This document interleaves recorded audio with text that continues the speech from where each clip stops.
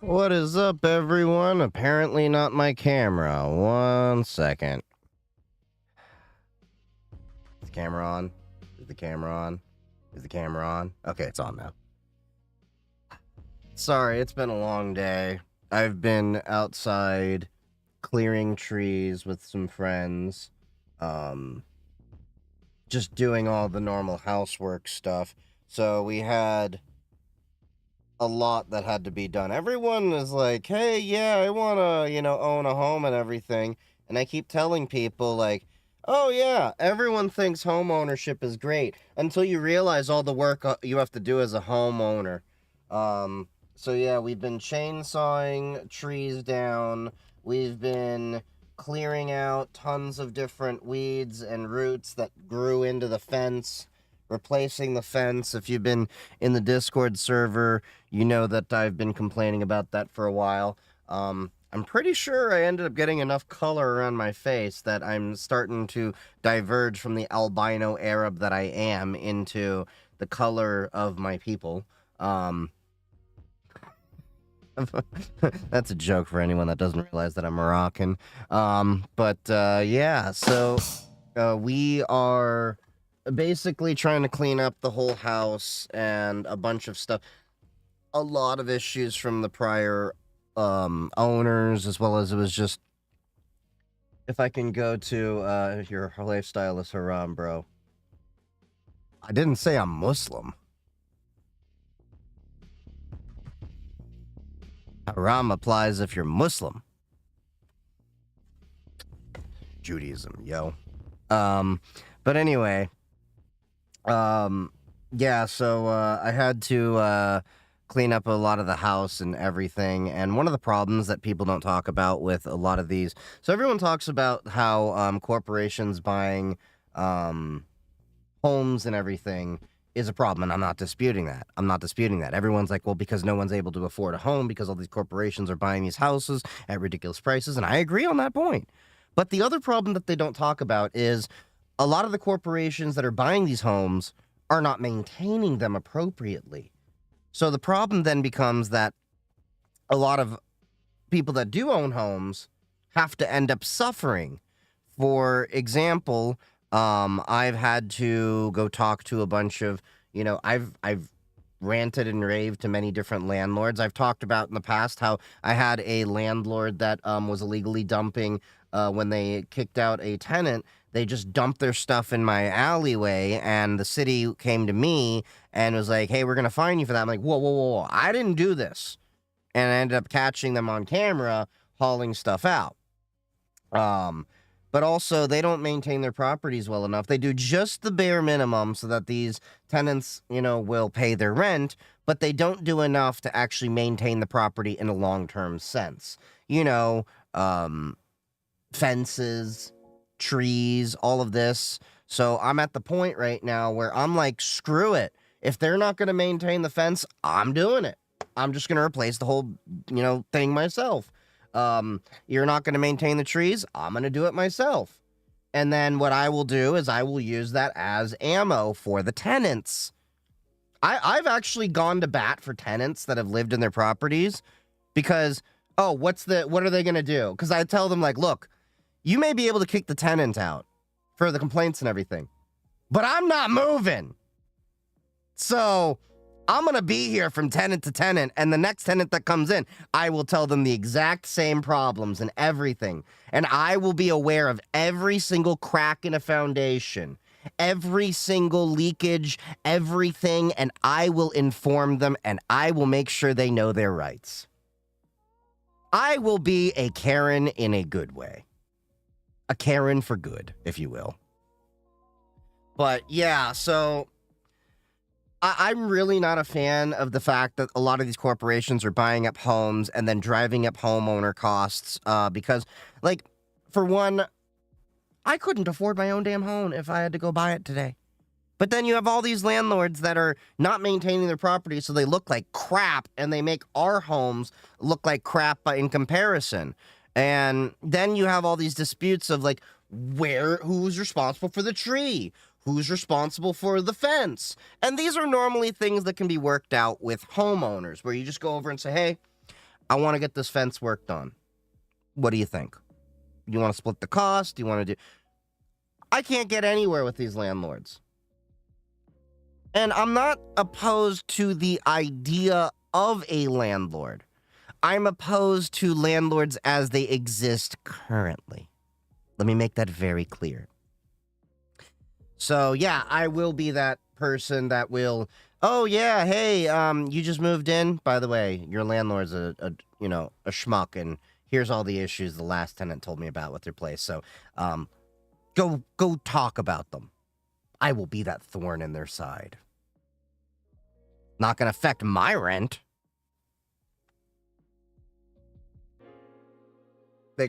Yeah. Ugh. It's one thing, yeah, and I think the problem is a lot of people, I don't like the idea of renting out single family homes. I think that it's kind of weird in many cases. Now, it's one thing if, like, okay, you have your one-off property. I'm talking about these I did a property search around some of these companies, and they literally own, like, portfolios of single family homes. I think it's one thing if hey, we are a family that has a home or two and we're renting it out.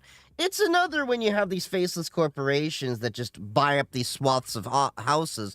And yeah, I could rant about this all day. I just wanted to make that rant be known. But anyway, Memorial Day is tomorrow. How are y'all doing? Anyone got plans? Obviously, I am in the middle of installing a fence and cutting down and chainsawing trees that have been a thorn in my side for years. I'm going to make a nice backyard. I probably won't ever show you it, but it's going to be a nice backyard. I'm going to have a fire pit in there, graveling some areas. Maybe I'll get some pictures of, like, certain features, but you won't ever see a good... Look, I know y'all. I know the ability that you have to satellite view things. And let me put it this way. Even if, God forbid, well, God willing, I do happen to be pretty successful where I have a nice living and everything, I'm never going to be one of those people that's, like, flashy and shows off thing. I'm going to be like the guy that says, so I have this nice house, and look at my data center rack that I have finally a room for. It's a full 42U. Yeah, I'm not one for the flashy and all that. Like, if I get a nice space, I'm just going to be like, look at my solar panels. That's what I care about. Swimming pool would be nice, but they're also a lot of maintenance. Hell, I remember growing up, we had a jacuzzi in our porch, and that was a lot of work, and I was responsible for all of that. But in exchange, my parents were totally cool whenever I brought any ladies over to, dip in the jacuzzi with me. Because, as my mother even aptly pointed out, he's the one that maintains the jacuzzi. We get to enjoy it, so does he. Where's my mother? I can save money now and there. One can eat, getting money in the daytime, even kinda when I sleep. Wake up to getting bread, bitch, I do this for the streets. ADHD. Thank you for the subscription there, Calippi. Thank you. 3 months. 3 months of subscription. That's awesome, buddy. That's a whole season. And how it's been an awesome season with you. Happy hacking, buddy. Oh. I'm going to sleep good tonight, though, after all this yard work. We had this one gnarly, root.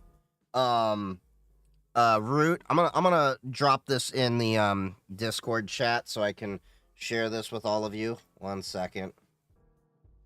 So you can just see, like, this took us an hour to pull this out.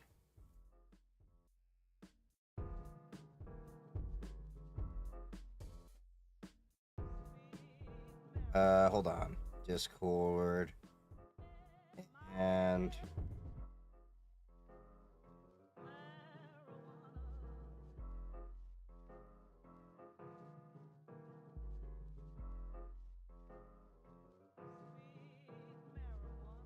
all right, cool. I'm gonna show this to you. All right. Pull up the Discord. Pull up the image. Why is my mouse being stupid? Okay, there we go. I'll pull this up. I was working on this with my buddies this afternoon while we're putting the fence in. This gnarly little piece of, wood, it was like a weed, sucker, whatever. This was in there and that took us an hour. Like, look at this. You can literally see it grew into the chain link fence. We had to, cut around the chain link over there. You can see my boots there for perspective. If you're wondering, I'm a size 11. You know what they say about them big feet? Guys who have big feet. Damn, those are some big feet. But anyway, yeah, so we have, we had to cut this whole thing out. We used shovels, we used a sawzall, we used a trowel to dig around all the clay, soil around there. We, chainsawed most of it out. Eventually, I had to go to the store and get a pickaxe.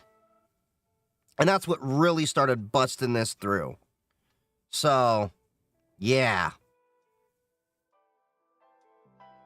So, that took an hour to bust that out. And it was like this big. And it was right in the way of the fence. So, yeah. Is MagSafe on the Pixel any good? I don't know. I haven't tried it. I haven't dealt much with the Pixel beyond my Pixel 7a. I'd like to get the Pixel 10, but with all these tariffs, who knows? Did you see VO3 AI videos? I saw some people talking about them. I've heard that they're decent. I've seen some people have used them for Minecraft videos. Minecraft React videos where the dudes, what's really interesting? The guy Quebblecop, or what was his name? The React, guy, well, Let's Play video guy that went into trying to make videos in AI and everything. That dude, he was actually way ahead of the time, because everyone got upset at him going into investing to make AI to do his own content for him because he got so burned out, and now everyone's doing that. That's just weird to me. Minecraft IRL. I'm telling you. I never thought that I would need a pickaxe for gardening, but here we are! I also bought myself a chainsaw. We had just so many trees to take down, and I didn't feel like calling a landscape company to do it. So some of my friends and I, who are landscapers,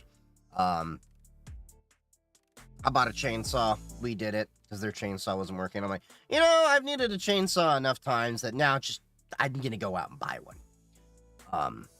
Nothing fancy, just a basic Craftsman 16-inch blade one. Of course, gas. I mean, don't get me wrong. I hear good things about the electric gardening tools and all that. But there's just something gas still is superior at for the time being. Although I hear those electric ones are getting a lot better. But yeah, I'll probably get myself a weed whacker, also a gas one. And then a blower, also a gas one probably. I had an electric blower before, but they always just felt weak. I do want to get an electric vehicle though. I am looking at the Slate Auto truck. It looks nice. I'm not in need of a new car, but eventually I want to get one. I don't know if I will be able to get one next year or so, but it'd be one of those nice things, because what I'm considering doing is I currently have an electric water heater in my house, and it originally had a gas line. The vent just collapsed in it. Well, I was thinking of getting the vent fixed in there and converting back to gas because it's cheaper. But then that also frees up the 30-amp circuit without me needing to get a service upgrade. And then I can actually have a car charger for my EV if I choose to get one day. That'd be really nice to have. That's why I would think I would like to get an EV. And the Slate Auto looks like it has a 10-foot bed, if I'm not mistaken. I was looking at that, and I was also looking at the Tello truck. No, Cybertruck might be easy to get. I'm not getting a Cybertruck. Have you seen the reliability issues on those? Not to mention the fact that I am not getting a Swasta car. I am not having someone meme me. And I do not want to have to spend the money to have a rap saying, I bought this because Elon was... No. No. Not to mention, there's apparently privacy concerns when it comes to the Cybertruck as it is. I think there was like some lawsuits of the cameras recording people and divulging private moments and stuff. Yeah. There's a whole thing around that. I will consider an EV, but not a Tesla EV. I originally was looking at the Rivian, but Rivian is too much. Rivian is just, it's too expensive a car. They look nice. They have lovely features. I've seen them up close when I was at DEF CON last year at the car hacking village. They look great. They feel great. And I would love to have one, but I can't justify their cost. But a Slate Auto truck with some upgrades for the SUV package, or the fact that, you know, the thing I liked about the Slate Auto is it reminded me of the old Jeeps. You know, the old Jeeps when you used to be able to kit them out and customize them? Why not Tesla?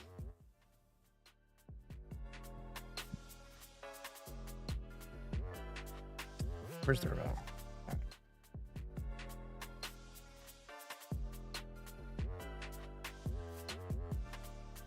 Hold on. Seriously, are we asking why not Tesla? Are we asking why not Tesla? Really? Do we have to answer that question? Have we not seen the news? No. Just no.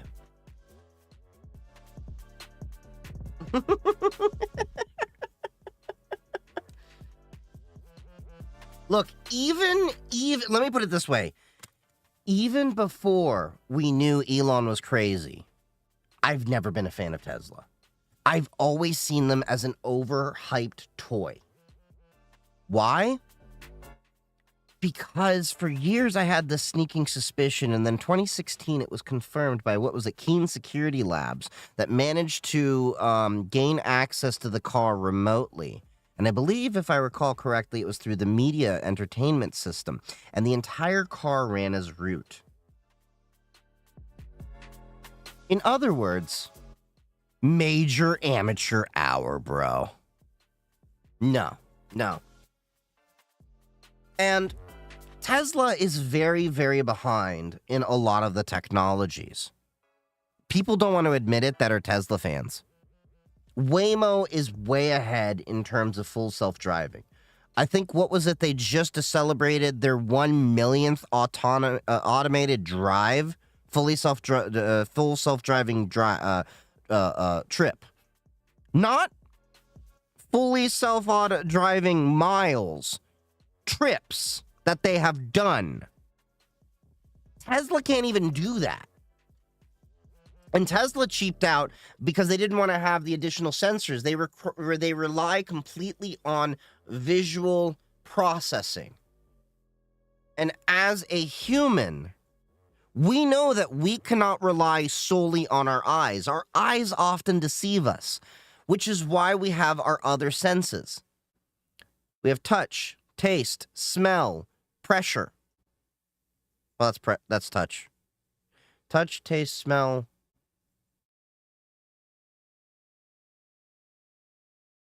You get my point, okay? We have other senses that we rely on. That hearing, there we go. Apparently, I wasn't hearing my own ideas. We have our other senses that we fall back on. The 5 senses. And you cannot have a car fully rely upon one of those senses.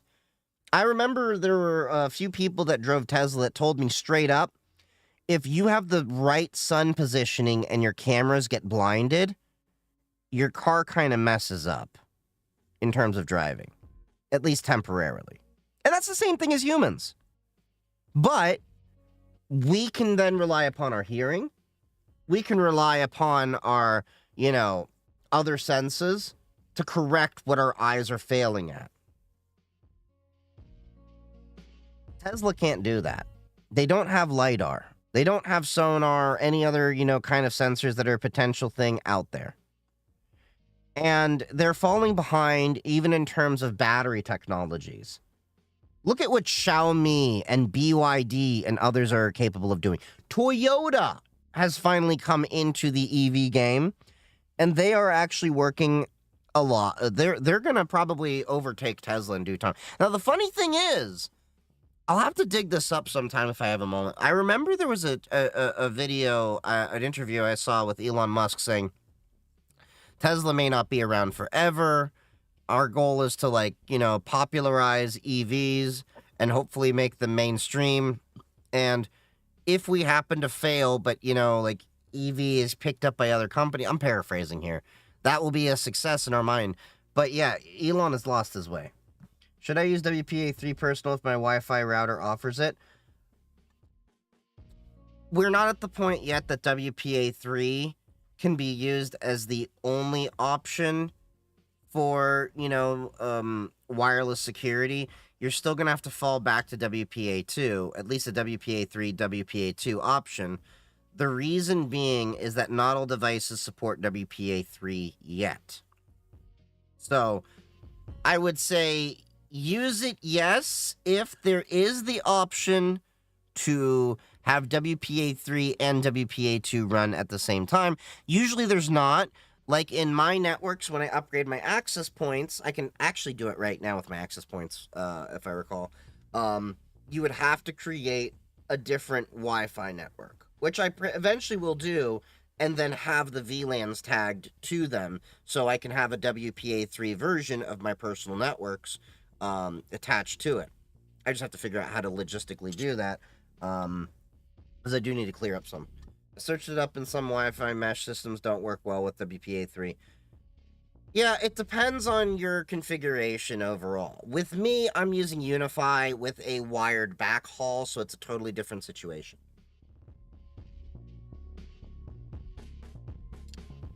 Oh, and the slow movement of getting my ham equipment is on the way.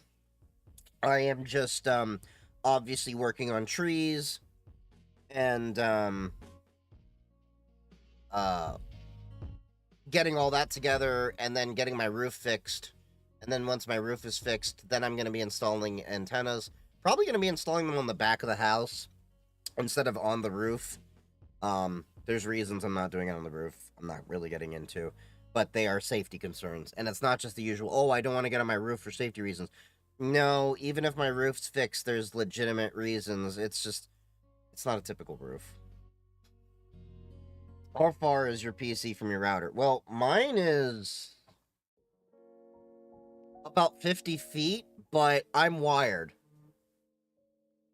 And I have access points. So I have one down here. I have another upstairs in my bedroom, basically. Just how it was. You want it to rain down. So I am never more than 100 feet from an access point. Eventually what I'll do is I'll probably get another access point installed outside. I'm going to have a low voltage company run new wires. I need to anyway, because I only have Cat 6A, and I want to do Cat 6A outdoor, which I have the spools for. I just need them to run it and then terminate it for my cameras. And then what I'll do is, yeah, sent the bounty for back and ChatGPT and got rejected. Still exploitable. Do you think it's worth it to send again? It's worth it to send again, but they're ultimately the judges on whether it's, able to be claimed for a bug bounty.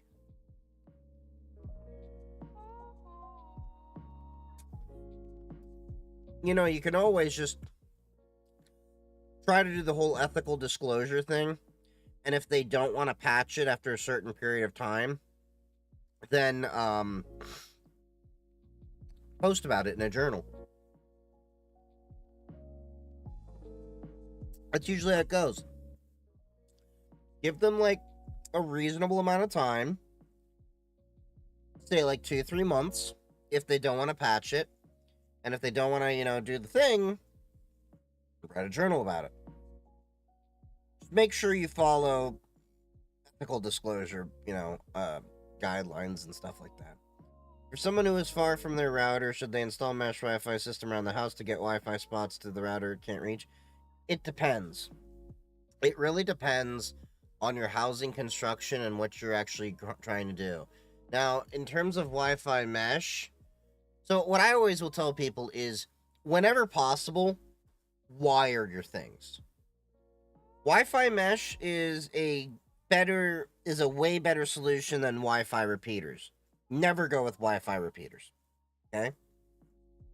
But Wi-Fi mesh has the issue of it's still having to backhaul the connection wirelessly to the main access point router, or the last access point that, is closest to it.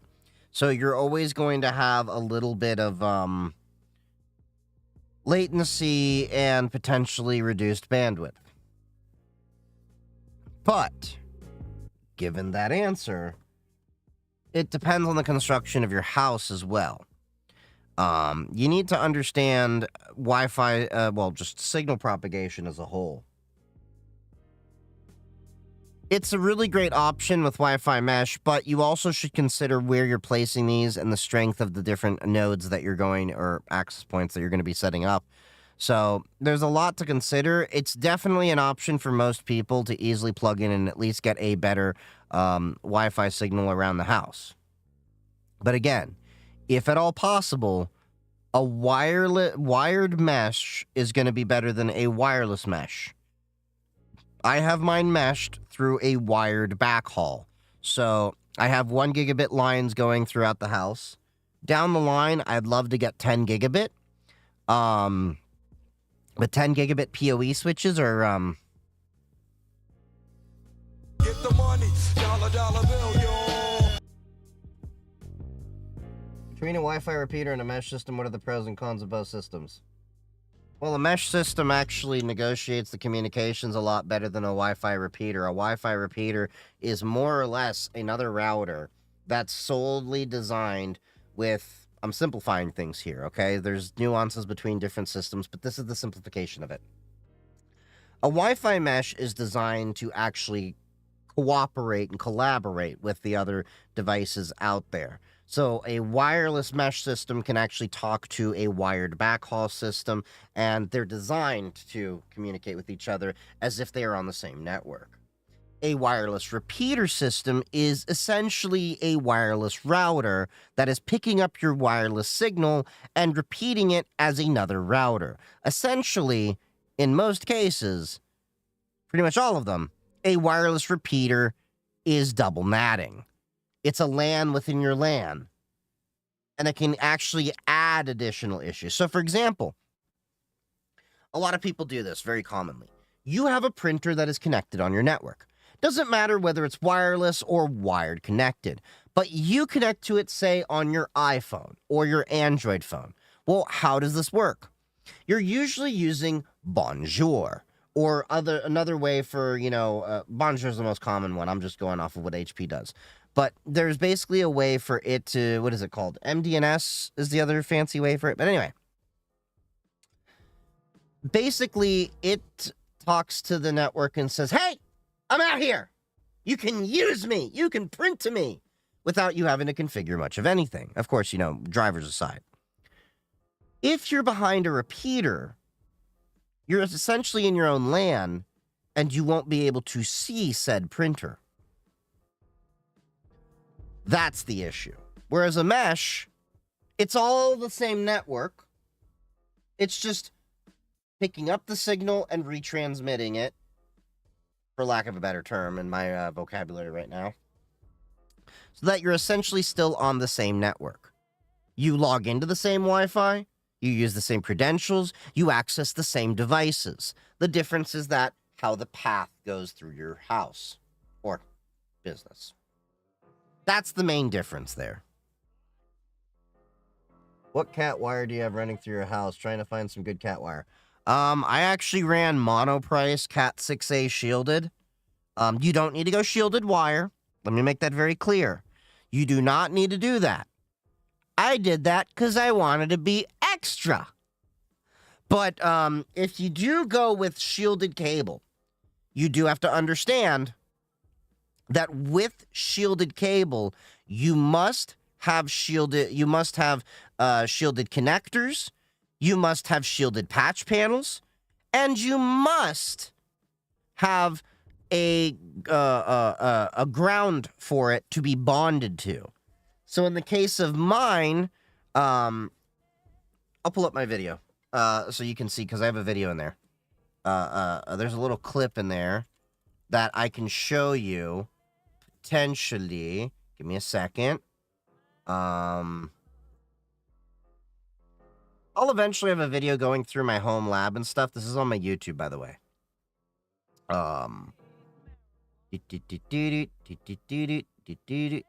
Okay, I think it's here. It should have a video. Oh, God damn it. I just realized my audio.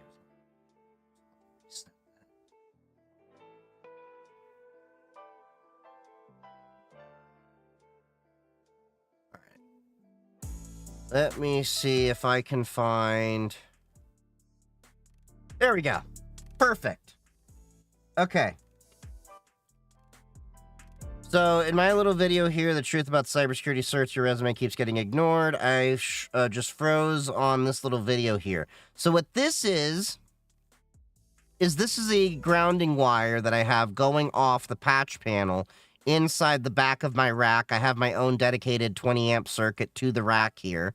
And this right here is 6 gauge, 6 American wire gauge for those of you in Europe, that is going into this isolated grounding bus bar over here, which is tying into the patch panels that I have. And this is bonded all the way through. This is bonded to the entire house electrical system by going out the house into its own grounding rod that bonds into the other grounding rods for the main electrical system. You do not need to do this. I did this because I wanted to be extra, and I thought it would be a fun project to learn how to do this properly. But remember, I have a little bit of an electrician. I hit the wrong button. Alright. Let's do this again. So this is a still right here off of my video. I'll blow this up so you can see a little bit better. This is right here an isolated grounding block for the bus bar, basically. Going 6 American wire gauge in from grounding into my patch panel. I don't know if I showed it right. I kind of... Look, man, I'm tired. But this right here, these 2 green wires that you see coming off, these go into the patch panels that are up there somewhere. Do I have... I don't think I... Hold on. Make sure.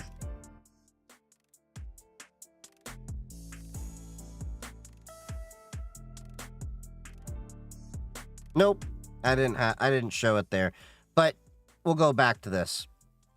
So there's a 6 American wire gauge, a 6 gauge wire going into there, isolated grounding bar, and then this goes into the patch panel. Without this part going to the patch panel, without the shielded cable, that shielded cable you may as well just be wasting a bunch of money on. But you do not need to shield your wires in in the average household. You do not need to do this even in most businesses. This was a fun project. And to be honest, why I started doing this years ago was I was preparing for eventually getting into ham radio.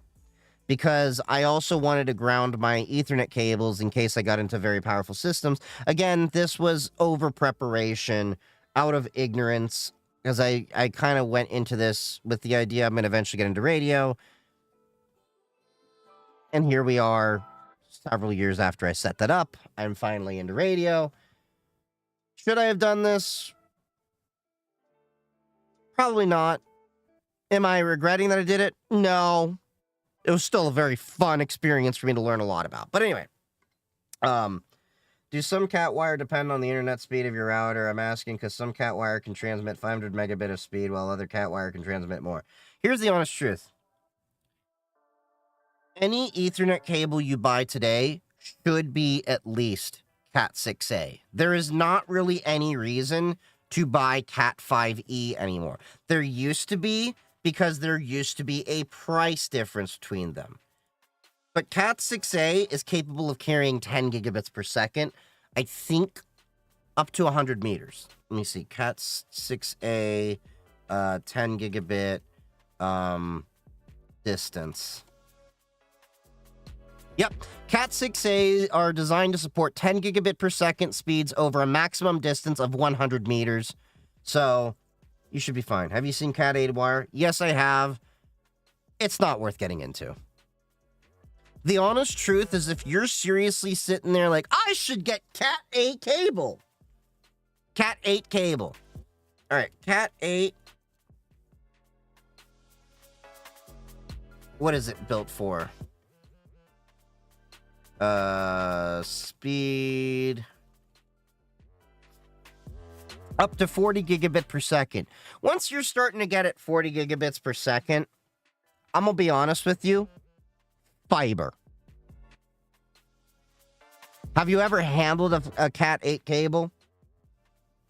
It's a pain in the butt to deal with. Just go with fiber at that point. Call it a day. There is really no reason for you to be worried about anything more than Cat 6A for the average person in a home. Even most businesses will tell you, if you're considering more than Cat 6A, fiber. That's the honest truth. Because at this point, fiber will have lower latency than your copper connections. And yes, I know some people are going to say, well, it's a short distance. Yeah, I get that. But the honest truth is, with the amount of money you'd have to spend to have 40 gigabit per second over copper anyway, with those NIC cards, it's a redundant network interface card, you might as well just spend the money on fiber. That's honestly the truth.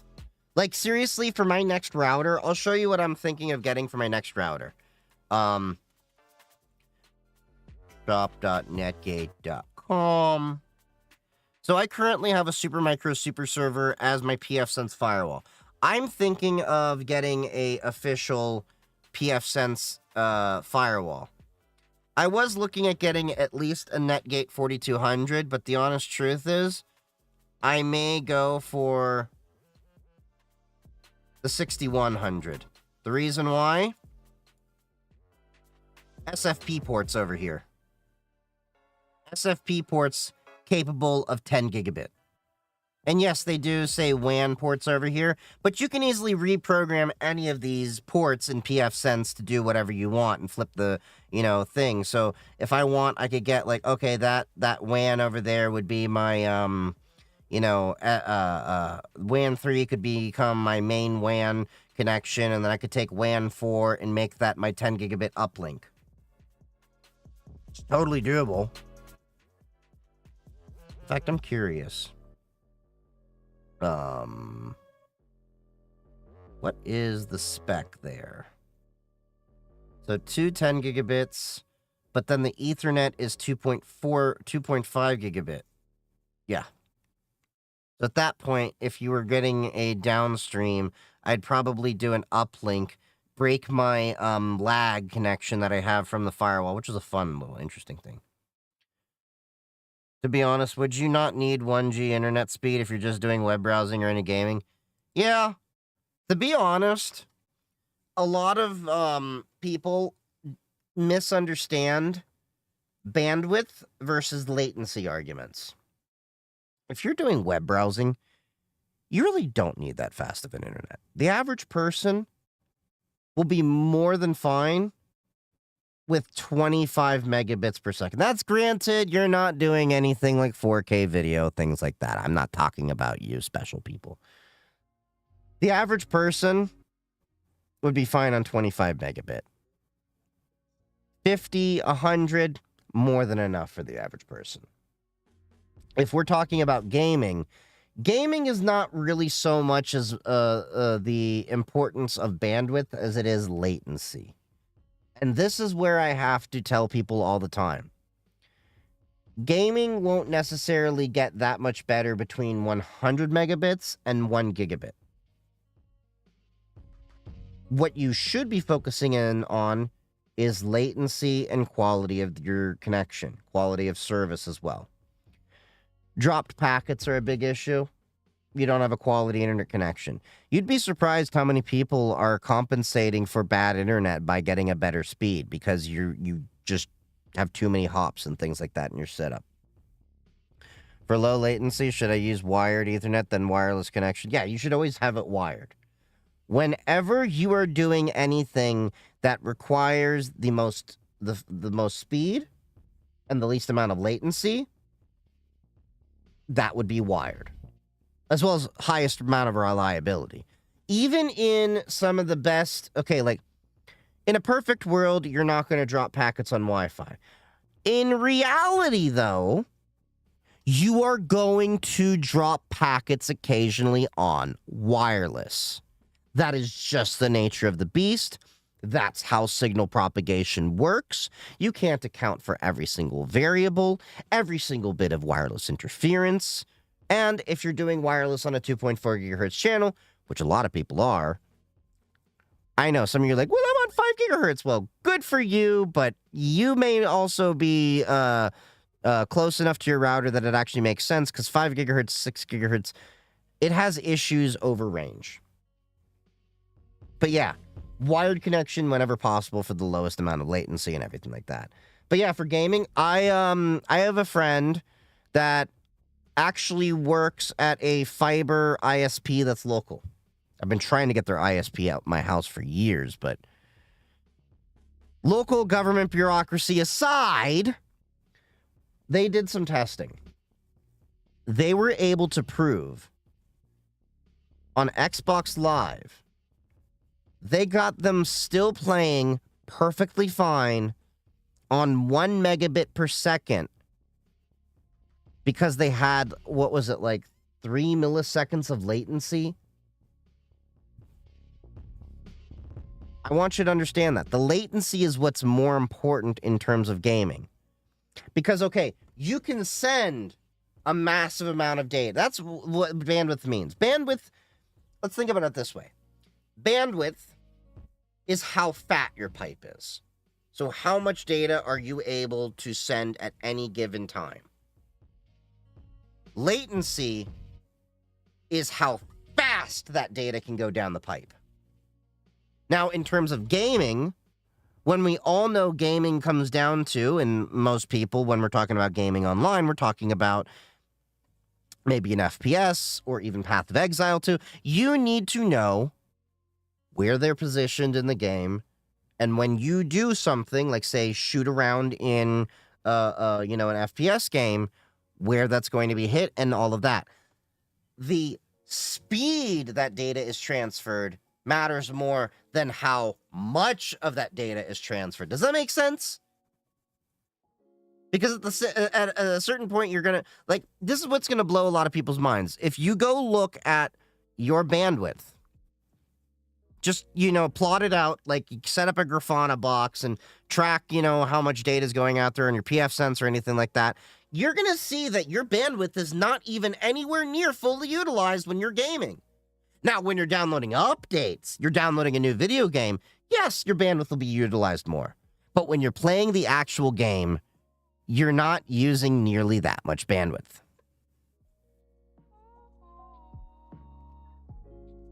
How good is Latitude Rugged 7404? I want to boot Linux, but I don't know where to start. A Latitude Rugged, the Rugged laptops are pretty good. Is the Rugged similar to the Panasonic Toughbooks? Because I was actually thinking of getting a Rugged laptop myself, secondhand. I'm just checking this out myself. Ooh, yeah, these are nice. I was thinking about getting one myself because next year I hopefully want to start doing Parks on the Air, Summit on the Air, ham radio. And I was going to throw up maybe Pop! OS Linux, throw up Andy's Ham Radio Linux, and then have a laptop you do that on the go, and I thought a rugged laptop would be perfect for when I'm traveling to these areas. Absolutely, you should be fine with those kind of a laptop. Dell has pretty good support in the Linux realm of things. You should be pretty good out there. If you don't know where to start, Pop! OS Linux is a pretty good distribution that I use. Some people say Linux Mint. I'm more of a fan of Pop! OS. It's great. I use it myself, and it's pretty beginner friendly, but it's also friendly enough that if you are a more advanced user, you can do all your Linuxy things and, use it as power. The one thing I'll tell people all the time is don't focus so much on what's the best Linux distribution. It's what's the best Linux distribution for you and your workflow. Ultimately, all Linuxes run almost all the same core packages. The difference is that there's a few different families and how they operate and how they package these things and how you configure like a few little things. But it's a lot of little nuance out there. It doesn't really matter in the grand scheme of things. That's why like everybody's like, well, is this better than that or that? And I'm like, oh, dude, I've been on Pop! OS for like 5 years, I want to say now. And before that, I was on Subuntu. Before that, I was on Lubuntu and Ubuntu and Debian. And, at one point, I was on Red Hat and Slackware. And it whatever works for me at the time. Would it be possible to boot up Pop! OS without a USB or disk? You will need a USB to run any Linux or a disk to run any of them. You can't really easily just fire them up outside of a virtual machine if you're trying to run that as your primary. It's an operating system. It's the same thing as Windows. When you have a computer with nothing installed, or you're reinstalling an operating system, you're going to need a flash drive or a disk to be able to run that software. Been using Ubuntu to study my LPI cert. Yeah, it's nice. I'm not a particular fan of Ubuntu for desktops. I use Ubuntu for servers, but most of the time in businesses, you're going to be using Red Hat and Red Hat types. Like AWS Linux is based on Red Hat. That's just the honest truth of it. What's a good Linux for beginners? I have a Mac laptop. Well, Macs, you kind of boned for the most part. I mean, not entirely. You can use Asahi Linux. Asahi Linux is out there. But if you're using an M series CPU, you kind of boned. You can use Asahi, but you're going to find that there's, it's getting better, but there's still a lot of work to be done. And there's a lot of developers that are working on M series support for Linux that are getting burned out. There's already been like several devs that have dropped out, and part of it is because of over-demanding users.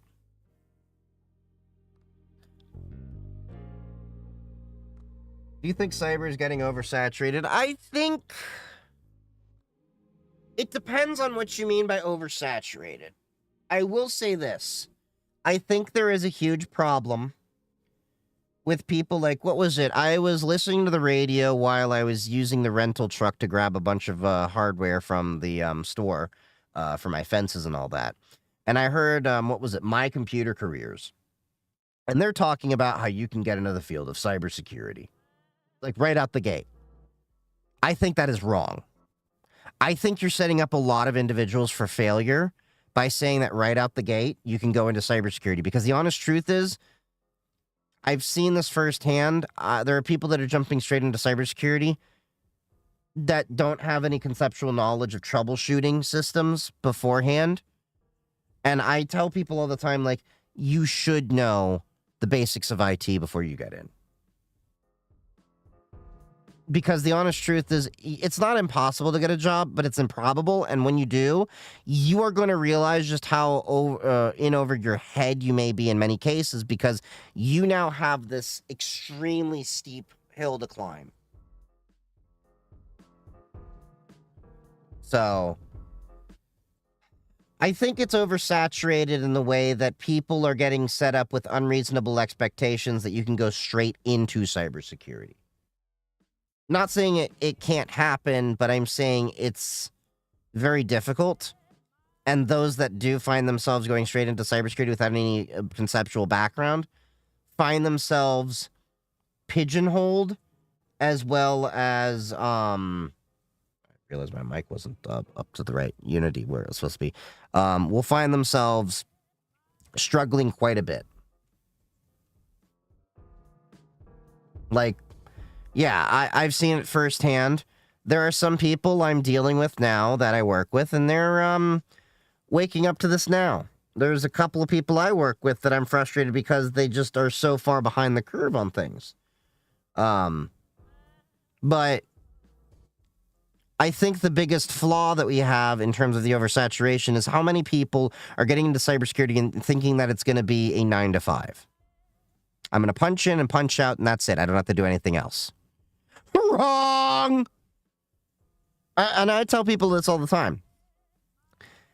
Cybersecurity, much like many other careers, requires you to do additional work outside of your job. Whether it be, you're studying, new technology out there, you're tinkering on your own time, you're watching the news or anything like that.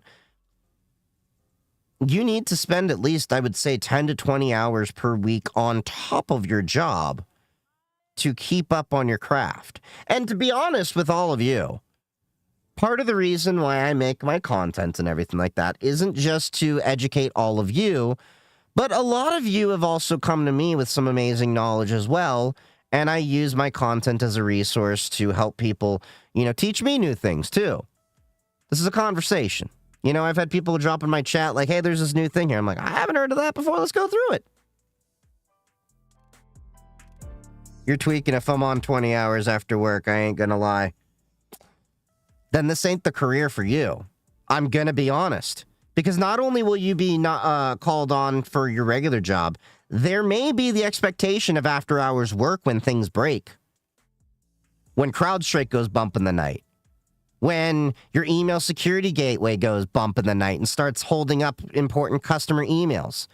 Or you have vulnerability management that's on, you have an urgent, vulnerability that's being exploited in the wild. You have situations where the VPN or zero trust network access suddenly isn't allowing people to do their jobs. Most cybersecurity positions do have the expectation that you will have after hours expectations just from the job. And if that's not something you can handle, that's fine. That's the honest truth. I'm not trying to, scare people, but this is the honest truth. Like, a lot of people that I run into, they're like, I want to be a teacher. Let's just use that example, a non-tech example. I want to go and I want to educate the next generation of people. I want to be a high school teacher, a college professor, a middle school teacher. They have work after hours. Do you think they punch out just because you left class? Teachers will tell you the same thing. They probably spend 10 to 20 hours after work. Not just grading papers and everything, but learning more of their craft, as things go. Because teaching philosophies, new research comes about. They have to stay on top of. The same thing happens in the medical field. Do you think once you graduate from medical school, you know absolutely everything and you're just going to go into the field and ha-ha? No, they have to attend medical conferences. There are continuing professional education credits in many careers. Lawyers have to do the same thing as well. Many careers have the expectation, not just cyber, that you will be putting in time after hours in order to further your craft. And that may not be it for everyone, and that is totally fine. That is acceptable if you can't handle that. But cyber is not alone in the expectation that you need to stay on top of your craft, because things evolve in this field consistently. And if you don't stay up with the new changes, the new technologies, the new trends, you're going to fail in this field. I'm just being honest. You also have to be prepared to unlearn what you have learned at any given moment in cybersecurity. What we know in cybersecurity now is completely different than what was 5 years ago, or the 5 years before that, or the 5 years before that. It's changing all the time. So the honest truth is, if you can't understand that in this field, you're going to have to stay on top of it, it may not be the field for you. And that's the same with many other fields. But some of the most rewarding fields consistently evolve and change. But there's also the difference in between, not to put anyone down in this way, but there's a difference between a replaceable job like, say, a fast food worker. Look, I get it. You're making your bills and everything like that. But anyone can learn how to, make a burger, push in fries, all of that, and do the same thing day in and day out and not have to learn really anything new in most cases. But in many careers that are some of the most beneficial, I'm not talking just in pay, but I'm talking about in terms of, feeling like you have a little bit of purpose and can continually grow and evolve. Those require actually growing and evolving yourself. That's the honest truth. And that's my perspective. I feel like that's the difference between a job and a career. That's why you gotta love it. Ba-da-ba-ba-ba. Sorry, I had to bring it back to the fast food thing. I think even making fries is covered by IT now. But yeah, most careers require continual education and improvement. And it amazes me how many people are really ignorant of how doctors, lawyers, teachers, cybersecurity, and a lot of the regular IT field as well, have to continually educate and improve themselves. Like, think about it this way. If you graduated from IT in the 1990s, do you really reasonably think you wouldn't have to learn anything new by now? Let's make it a little bit more modern. Since 2005, 2010, 2015, 2020, can on the job not cover that? Most of the time you're on the job, you're actually keeping up with tickets, so no. You're keeping up with the actual work that's going on. To get my CISSP certification, I had to spend several hours per week after hours studying to get that cert and pass the test. That's just one example. But while I'm on the job, do you really think I'm going to have the time to learn every new technology that's out there or the new concepts or everything else while I'm handling customer issues? And a lot of jobs will pay for that training and stuff, but you're doing it after hours.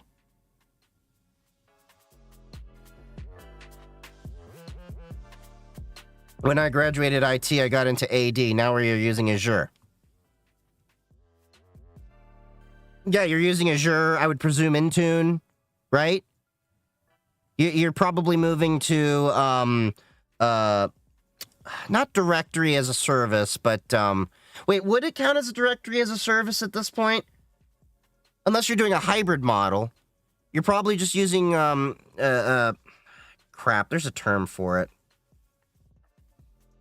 No, not software as a service. I mean, directory as a service is a subclass of that, like Microsoft Entra. No, that's identity. That's an identity provider. That's your IDP. Crap, it's gonna kill me. Like Jump Cloud does directory as a service, but it's like, well, because you're not running an Active Directory service, that would be your directory as a service. Like your LDAPs, your, AD, all of that stuff, unless you're doing a hybrid model. But anyway, I think you understand where I'm going with that. If not, let me know in chat. Why does China, when it comes to making phone or EV that are better than American, why does the United States ban them for security reasons? A lot of the reasons they do that is honestly the same reasons that people don't trust a lot of U.S. companies with things, because the U.S. See, the problem is the United States has this problem where the shoe's now on the other foot. We were taking advantage of American companies to spy on foreign entities. Facebook, Google, all of these companies. We took for granted the American position in tech dominance. And they're afraid that China's going to do the exact same thing. Add on top of it, America is threatened by Chinese competition in a lot of the marketplace. That's essentially what it comes down to. America doesn't like when the shoe's on the other foot, with all the things that we had with the Snowden revelations, with all the things that we've had with, the NSA spying on our own people, and knowing if the United States ourselves is capable of doing these things, then, well, these other nations are. And we just don't like it when the United States competes with us. IaaS. Yep. Infrastructure as a service. That's what I think. I mean, yep. You're right, Tank. That was the term I was looking for. What's up, Markov?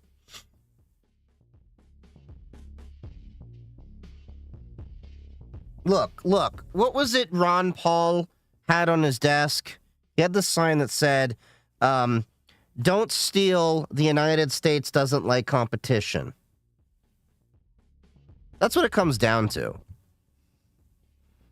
The United States does a lot of these things to say they're doing it to protect the United States citizenry, Patriot Act and all of that stuff. But then suddenly when other nations do the exact same thing, we say, no, that's not good.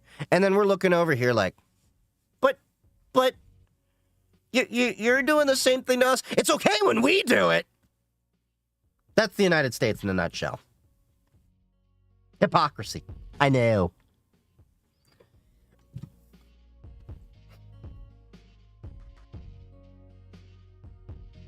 What's up, Chris Unchecked? Building my watch streak back up to 95 after Twitch didn't recognize my 96 watch stream. It's okay, buddy. I know you've been here for all those streams. I know, it doesn't make sense, because I usually see the watch stream, like, notification thing. Quite literally the U.S. Your company needs freedom. Also, USA, you don't get privacy rights! We still need your data to be sold to data brokers and then be bought by police departments in unethical ways so that we can, monitor on you. But China does it. No! I don't get it. I'd also be interested to see if my sound is cutting out because I keep raising my voice. I have a sound, I have done some sound tweaks to fix this. Once my fence is up and everything, I'm going to be working on some more content. I was really hoping it'd be done today, but it wasn't. I have a few videos planned, including how to make your own stingray hunter using a $30 little device. You don't need to have a cell phone plan either. No clipping on TikTok. Nice. And it's funny that the EU is the only person that fights for our people in the US for privacy. Google exists. They claim that China backdoors their stuff, then when the United States requires some company like Windows to backdoor their stuff as well as those cell towers. Yup.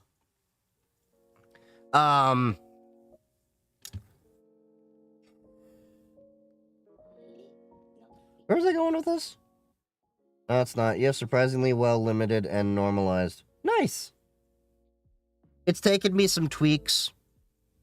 I did some amateur audio engineering during, the pandemic because friends of mine, used the sound booth that was over here, which is now being turned into my Radio Shack. So I put that knowledge to use. Now I'm curious, how much I can get a Dell rugged laptop for used.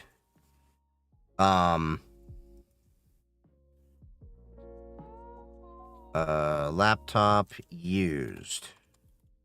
Refurbished. I want to get a Dell rugged laptop or a Panasonic Toughbook. Because I think that'd be great for my ham stuff. Ooh, these aren't bad.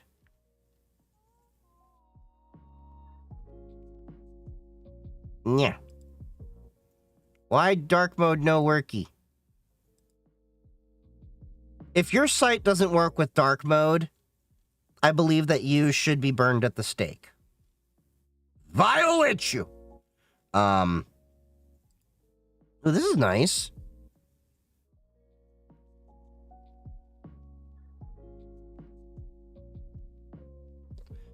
So I was looking at, like, this company just here. I just did a Google search. $975 for a rugged laptop over here. 5420. 14-inch touchscreen. Don't need a touchscreen. Sunlight readable. That's nice for when I'm out in, the parks. Core i5 8350U. More than enough for when I'm doing, ham radio. That's more than enough. I just needed to do a light Windows VM. I don't need Windows 11. That'd be nice. Ooh, you can have 2 new batteries. Yeah, that'd be nice. Ooh, you can slap in a 4G modem in there. Nice. Screen protected film. I could slap in a better SSD myself for less. They're sold out. But yeah, that wouldn't be a bad price.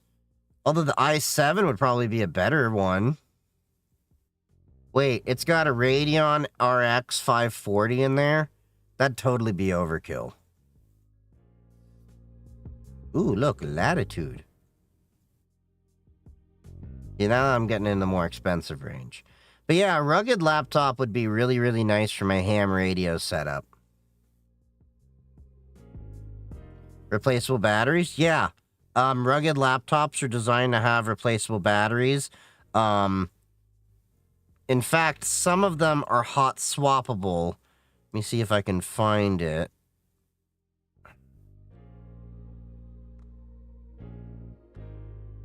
Some of them, you can literally, like, slide them out, and there's 2 packs, and then you can just, like, slide one out and slide another in, so you can actually carry multiple ones.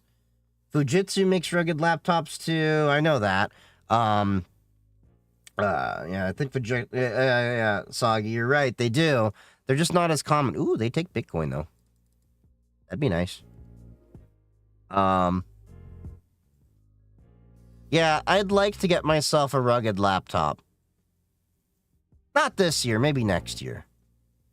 Hold up. They got the Panasonic Toughbooks. Panasonic makes some nice ones. Let's see. Refurbished. 1,400. Ooh. 500.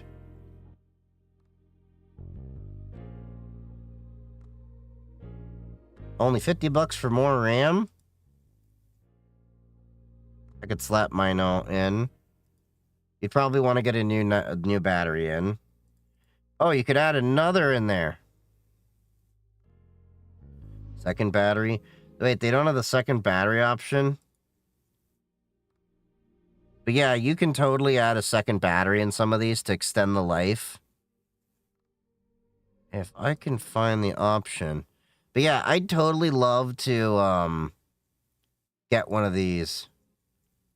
Oh, you can get yourself a serial RS-232 in there. Rear LCD.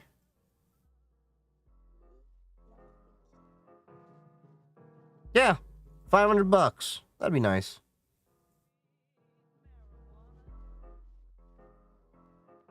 I don't know if they have the Fujitsus over here.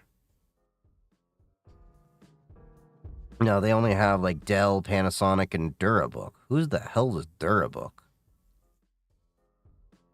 But yeah, I totally want to get myself a rugged laptop for ham radio on the go. I think it'd just be totally great. Even one of these like Windows 7 Pro older ones, because the honest truth is I don't need anything high-end for ham radio.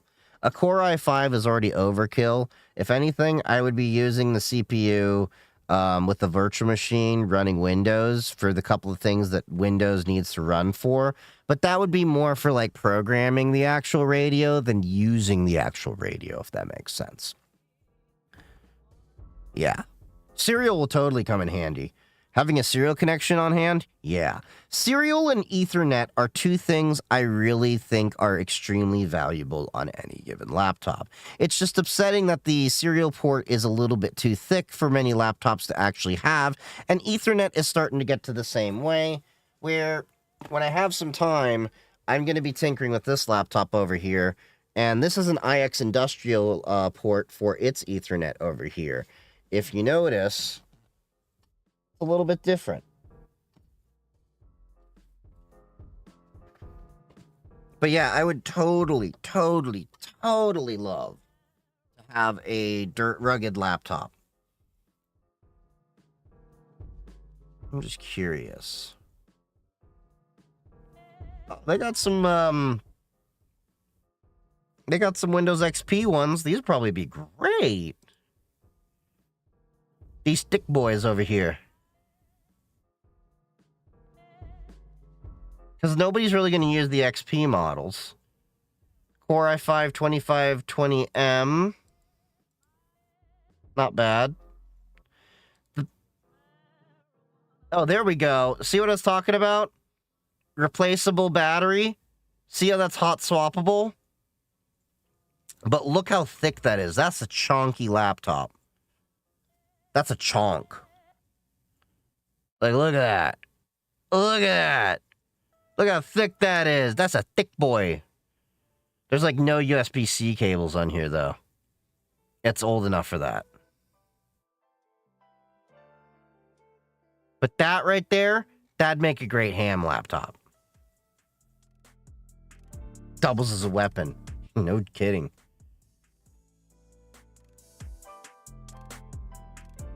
Ooh, upgrade to new long life battery.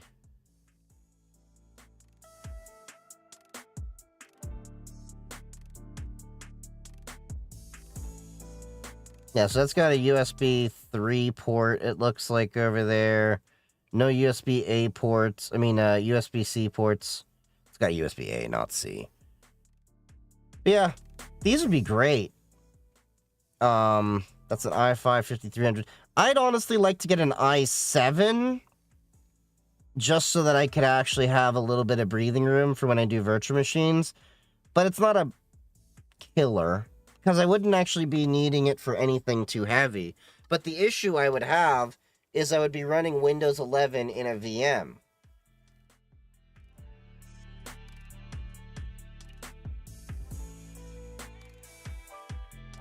We'll cross that bridge when we come to it.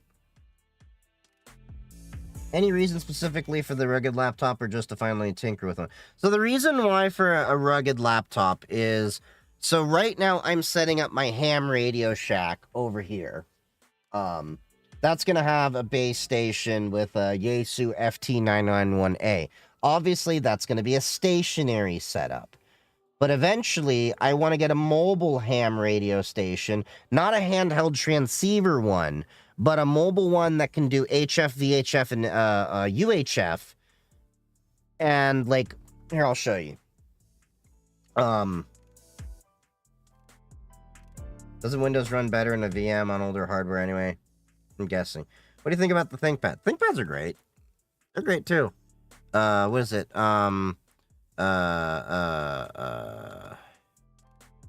MPOS Chameleon.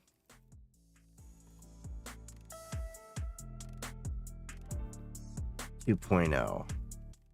So there's this antenna kit that I'm looking at getting. Hope this shows the pictures. So there's this kit that I want to get here. Okay. Yeah, it's expensive. But this is an antenna kit. Comes in a backpack.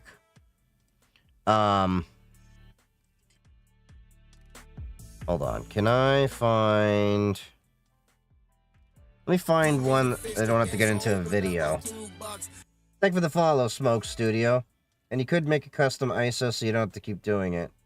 I don't want to strip down Windows. I just would install Windows Enterprise and call it a day. Alright. This is from DX Engineering. It's a great place to buy a lot of your ham radio equipment if you're ever curious. They have great knowledgeable people, and I met some of them at Hamvention. So this is your MPOS kit. So what this is, here, I can pull up the documentation from here. That should give us a little bit more information. Okay, so you have in your kit here a bunch of different pieces here. So here, we'll just go through it. It comes with your hybrid micro. The hybrid micro provides a mounting base and impedance matching for the CMH MPOS. The CHA hybrid mini performs the same function and has the electrical and mechanical connections of the hybrid. Okay, antenna wire, as antenna wire, isolation loops, carabiner, line winder, wire connector, UHF connector sockets. Basically, it has several different antenna configurations and all in one. So it has your, good old-fashioned vertical. You got a vertical dipole. So you can easily connect that into, the different pieces there. So, hold on. Let's go back. You have your antenna extension, the whip antenna. You have your spike mount. So the spike mount is this.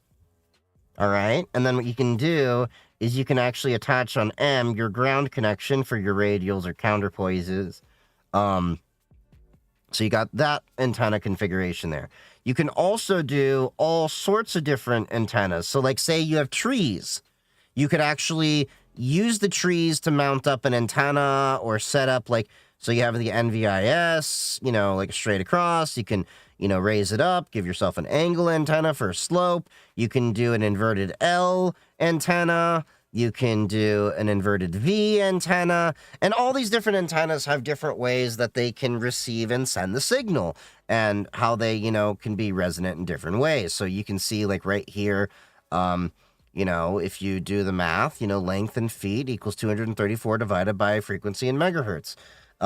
This is how you can figure that out. You can do a horizontal dipole easily, so you can set, I think that's the balun or whatever, but, set that up, say between two trees, and then feed in. You can, set up loops in different ways. So you can have a horizontal loop. So let's say you have between four trees, you could, easily connect in and have a nice, array there. You can have a vertical loop. There's all these different ways that you can connect this in with that kit. A lot of people are really blown away when I keep telling them you should really understand ham radio to better understand signal propagation, because by understanding it, you learn more about wireless networking as a whole. And this is one of those things that, kind of shows you how. So anyway, I want to get this kit over here. The chameleon over here, for this reason, because then I can start taking it out to parks, go out into the middle of nowhere. There's a few parks that I know of that there is no cell phone signal, it's near non-existent. And I'd like to set up my ham radio with a rugged laptop and see what contacts I can make out there. And, contacts, whether it be through CW, continuous wave, aka Morse code, or, just seeing what data I can bring in. There is ways you can actually send email over ham without an internet connection. There's WinLink and other protocols out there. There's so many different amazing things that you can do in terms of ham. And a rugged laptop, I think, would be great, because then I can take that out into the middle of nowhere. And I'm turning into the old man yelling at clouds phase of life, because I've actually been thinking about, it'd be kind of fun to go get an RV or a camper and then just tow that around and then, set up my ham radio and see what contacts and connections I can make out in the middle of nowhere. And that's why I want to get a rugged laptop, because a regular laptop is good and all, but let's say I'm in a situation, I'm out in the middle of nowhere and it suddenly rains. A rugged laptop is designed for inclement conditions. Some of these laptops are literally designed so that geologists can actually use them when they're near volcanoes. They are designed to be rugged. Thus, why I want a rugged laptop. That's it. You wouldn't have to baby the rugged. Exactly. I could literally take that bad boy, throw it on a rock. I wouldn't actually throw it, but I could like rest it on a rock, connect the antenna, do whatever I want to do, camp out there, and I wouldn't have to baby it nearly as much.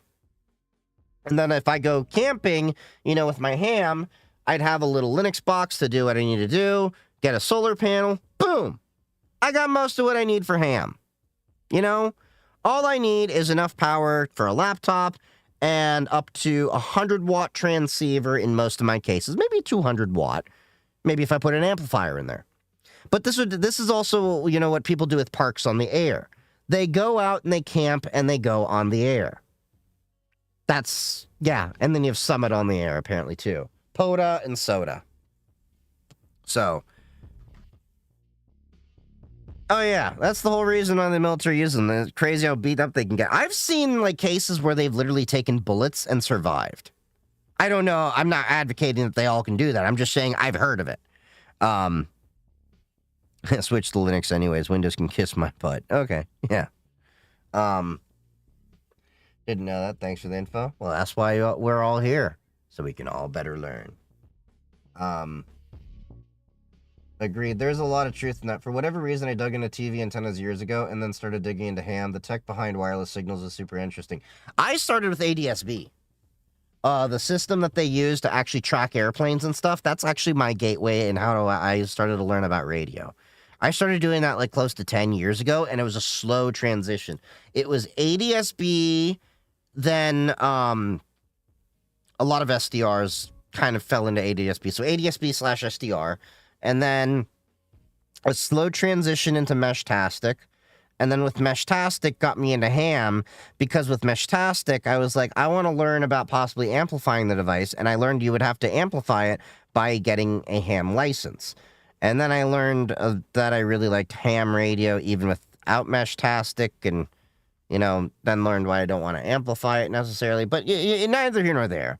There's a lot you can do with ham radio, period. It's amazing. And I really think a lot more people should get into it. And I've talked about all the different radio technologies. Well, not all of them, but a good chunk of them over in my most recent YouTube video. I talked about GMRS. I talked about DMR. I talked about, CB and Meshtastic and /LoRa. I talked about a whole bunch of there. And there's going to be more content coming all about that. But the honest truth for those of you over on TikTok, you're only going to be getting small slivers of that knowledge in the content that I'm putting out there, because I'm trying to focus more towards the YouTube side of things. Because, one, TikTok is suppressing a lot of my videos out there. It's the honest truth, and it's the sad reality of things. Two, I can't do the long-form content that actually a lot of my ideas are really catered more towards in TikTok. TikTok, maybe you want to keep your videos to around 1 minute. They do allow for up to 10 minutes, but the average person, according to my analytics, doesn't watch more than 30 seconds. That's the honest truth. Whereas, at least on YouTube, the average person is watching for about 5 minutes. Still not anywhere close to where my videos are, but a good chunk of people at least finish those videos. Is TikTok the new algorithm for small creators has went to shit since the shutdown reopening? Oh, absolutely. It's gone even worse because, yeah, it's not consistent. YouTube, I watch your content. That's a hell of a starting point. But yeah, it's just, there's a lot more you can do with it. Wait, there's a new RoboCop game? Oh, no, it's not new. It's 2023. The game came out in 2023 and is still $50? Eek.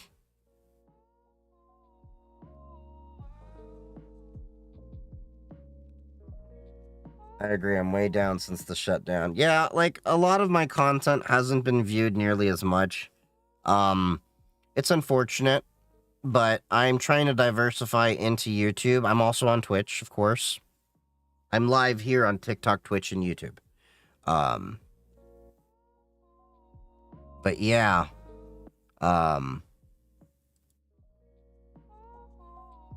Yeah, considering the fact they've been seeing Facebook advertisements all over my feed means I don't know if I buy that.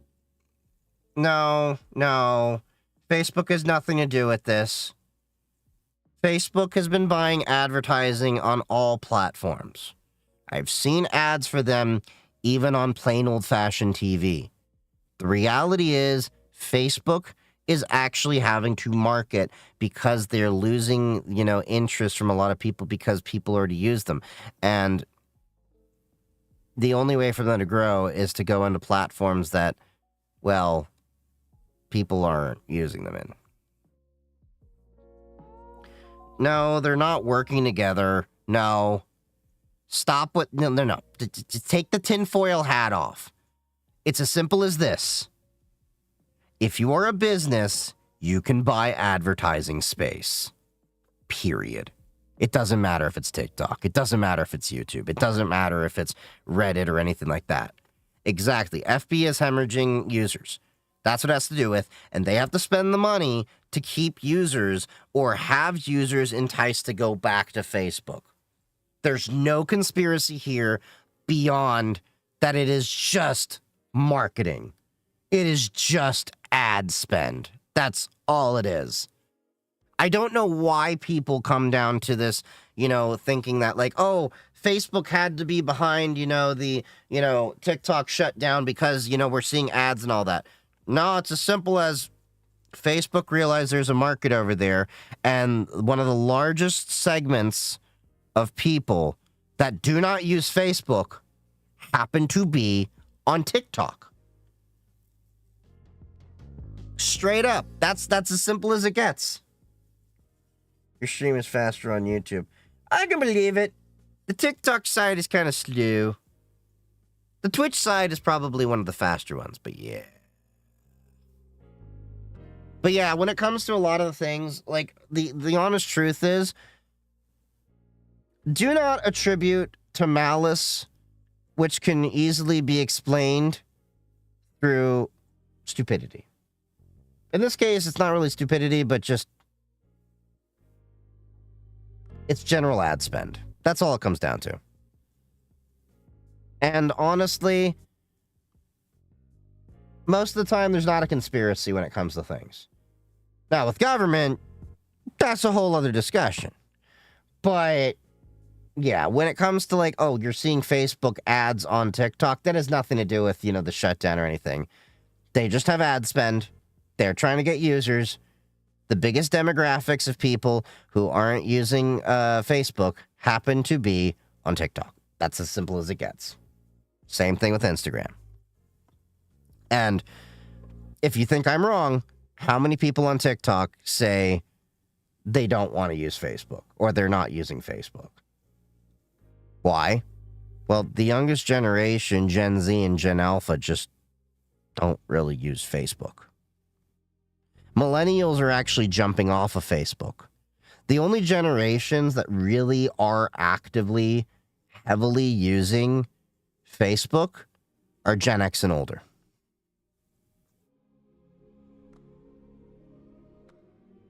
Yeah, the government controls if it stays alive or not, so they have a say in it. Yeah, but at the same time, they don't want to see it end because politicians always have something to gain by dangling a carrot in front of you. That's just as simple as it gets. It's stupid, but it's also why a lot of politicians never will actually fulfill on their promises or anything, because if they actually do the thing, they no longer have, in many cases, reasons for you to actually vote for them anymore. Both Republicans and Democrats do that.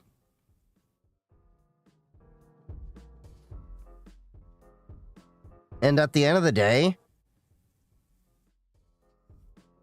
Facebook didn't want to see TikTok get banned. They just wanted the threat of them to get banned so that they could actually acquire them. But they didn't bow down to that pressure. And no, if TikTok does get banned, well, they're never going to gain those users back.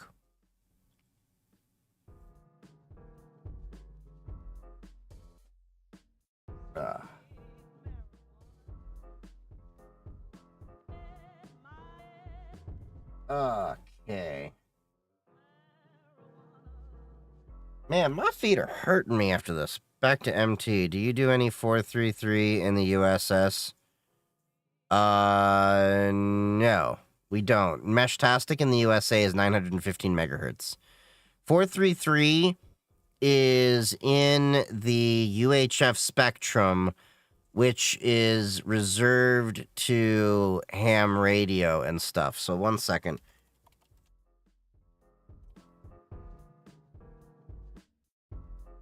You can do 433. It's pretty much in the 915 megahertz. The reason why we don't... Here, let me show you.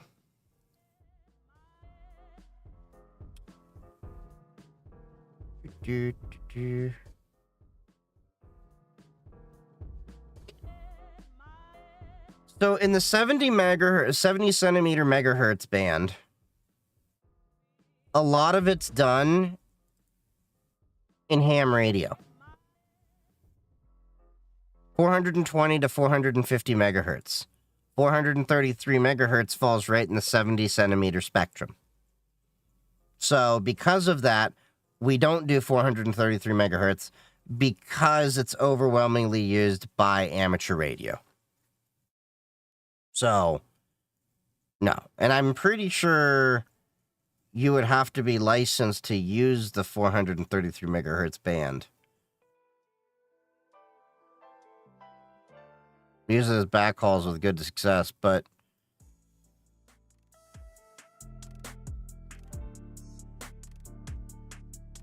let me see. All licenses are not... Okay, hold on.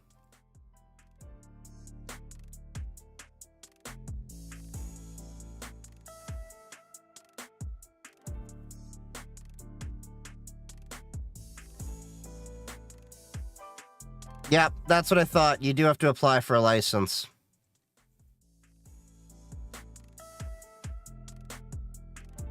Yep, the 433 megahertz band is not a general purpose band in the USA. This is regulated by FCC Part 15.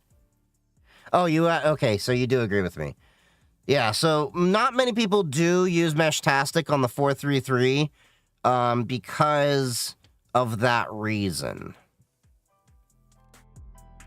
Primarily, Meshtastic is on 915 megahertz.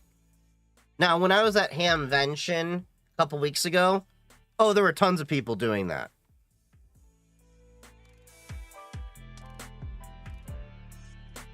But I haven't really tied my Meshtastic to my ham license. I like to keep that on the unlicensed side of things because you can still do encryption and stuff like that. So, yeah.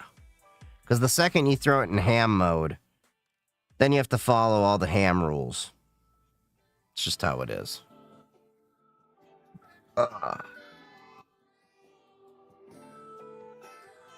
Alright, it's been a long day.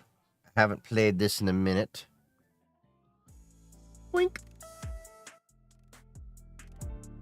We're gonna be doing Doom Dark Ages, which I do think is a pretty fun game. I still have to say Doom 3 is probably, I know, blasphemy, one of my favorite Doom games that I've played. Alright, so, hold on. Merp.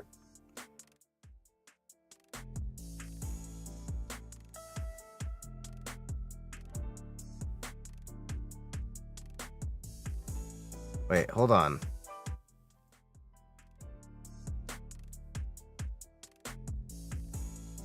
Why the hell did my chat just, They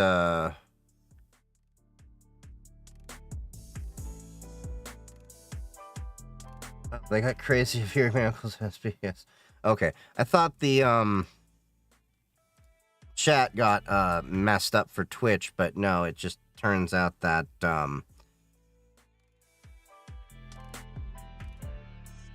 it was just at the bottom.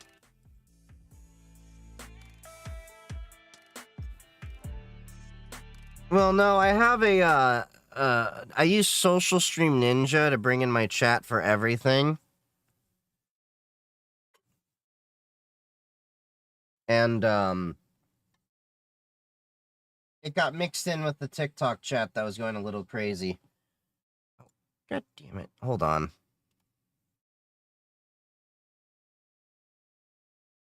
The audio is not piping through. 1 second.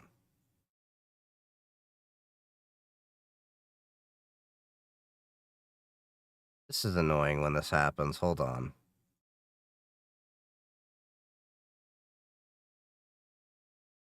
Really? Hold on. Do I have to reset the audio?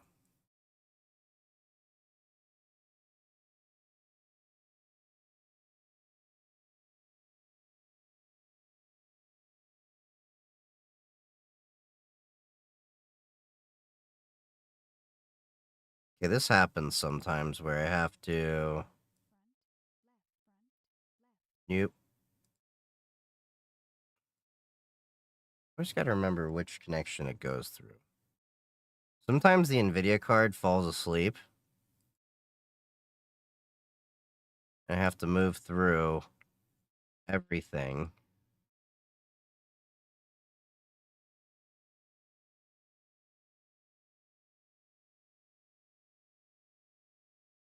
Oh, come on.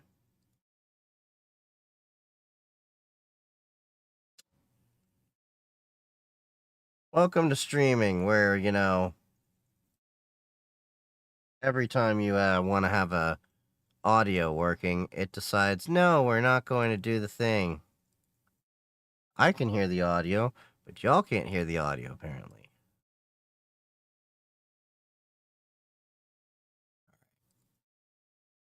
I may just... I'm 100k and student dead. They fear AI will make finding a job harder.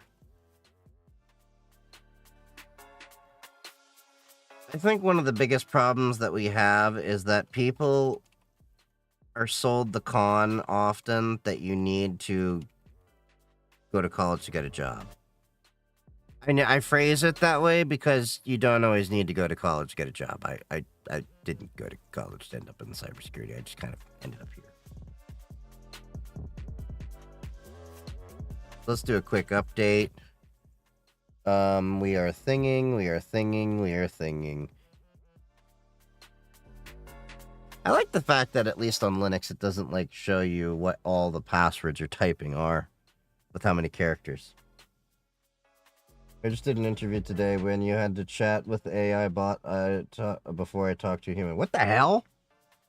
Okay, that's stupid because I think that you shouldn't have to deal with machines.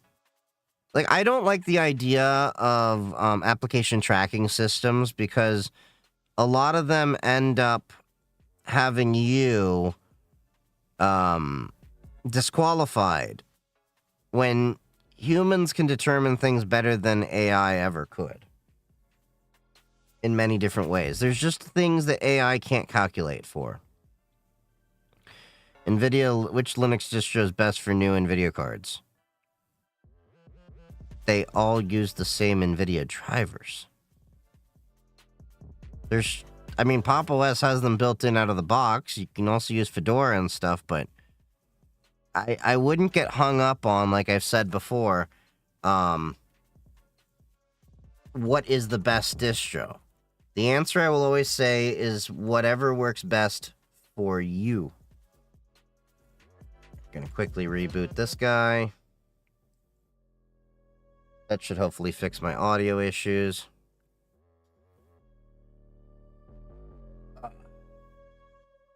Don't get too hung up on what's the best distro. Find one that works for you. I'm using a RTX 3060. I use a 3070. Pop! OS has worked fine for me, but doesn't mean that there's another distro that won't work better for you. Adapt, overcome, same as always. Analyst first AI augmented is the new SoC. What are your thoughts on this, bro? AI can be great as an assistive tool, but when we are using it as a crutch, I think we're going to ultimately have a lot of problems. It's great for pattern recognition and getting a lot of the, you know, tedium of work out of the way, but it is ultimately software in and of itself, and software is only as good as the human. Do you have any advice? Should I try to get any job that's not in the IT field? I have YouTube videos actually talking about this. There's a video I have that might help explain a few things. The truth about certs, why your resume is getting ignored. I go through quite a bit over there, talk about a few certs, things like that. But you're talking to a guy that really didn't get certs until I got my CISSP last year. And I've been in the field for about 10 years. Yeah. Ever do anything sick with the SED command? I've done a few things, but not really too amazing. Mainly just use it in scripts to write in things that I need programmatically for work and stuff like that. Of course, to figure out some of that logic, sometimes I do have to use LLMs for that. But I use LLM as an assistive technology. I don't use it as the crutch. I use it as a way to help me figure out little tidbits of logic and stuff that aren't making sense to me. Which is really how I think it should be used in many cases by people. I think we have a huge problem with a lot of people now that are coming into learning different technologies that are not able to reasonably reason and cognitively think through an issue themselves. And yeah.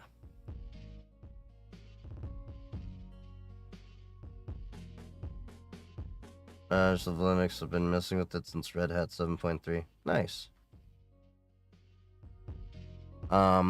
Just restart the computer. Ubuntu's been good to me. The resumes now are getting filters by AI, though, and scored by the AI and auto-rejected. Do you have modern advice in this AI world? The honest truth is, the old advice still is what works. The problem is you're looking at it from a perspective of I'm just going to sit in my chair and apply for jobs, but most of the jobs that actually are worthwhile getting out there aren't on LinkedIn. Or if they are, you got to learn. It's more about who you know than what you know. And that's the biggest flaw I see from anyone going into any field, especially in the tech side of things. You think, oh, I don't have to interact with people. I'm too introverted. Well, here's the newsflash for you. Get your ass out there and go network. And because once you get the job, what, you think you're going to stick in your cube, stick to yourself and not have to interact with people? No! You're still going to have to go interact with people. Think of it, the follow, Loco Guano. So, the honest truth is, if you're thinking that technology is what's going to stop you from getting a job, that is more an understanding of your limitations than the impediment created by new technology. So, I wouldn't worry too much about it. Get your butt out there. Go network. Go to local meetups. Meet people. Introduce yourself. Make friends. And because a lot of those friends will maybe be working at places or are friends themselves that know people are working at places that will help you get into jobs. And go to the manager and give him a firm handshake. That's not what I said. I'm saying that at the end of the day, knowing people matters more than what you know when you go to get a job. Do you think that I happen to get my job just because of what I know? No. It was who I knew, and I happen to know the right person, and then they got to know what I know. But as long as you're behind a screen and just in a stack of papers, you're just going to be behind a screen and on a stack of papers with hundreds, if not thousands, of other people. Yep, you got to know how to present yourself and advertise your strengths. Exactly. Do you know that when I was at DEF CON, I actually had several job offers presented to me? I didn't take them up on it because I'm actually happy where I'm at. I've had several job offers presented to me just over the past year passively, not actively looking. Because they're like, hey, we have this position open if you're interested. And I'm like, I'm kind of cool where I'm at, but thank you. And I've referred other people to these positions because I happen to know a person. And they say, hey, if you're looking for, we're looking for someone to do this. If you know, you don't want to do it. And I'm like, cool. I'm not interested, but I got a few people that are. That's the honest truth. Some of the people that I'm actually still giving references to other jobs and all that are people I've met IRL. And as much as I like the people that are, I'm friends with, behind a screen, there's a difference between IRL friends and when you're behind a screen. No offense, they're great people. Just saying that. Should get a Pixel for Graphene OS. If you're wanting to play with Graphene OS, you need to have a Pixel. They unfortunately don't work outside of that. That's just the unfortunate truth. If people are the best, they almost always like dogs, always blaze, sometimes like chess. I wouldn't say they always blaze, but, yeah.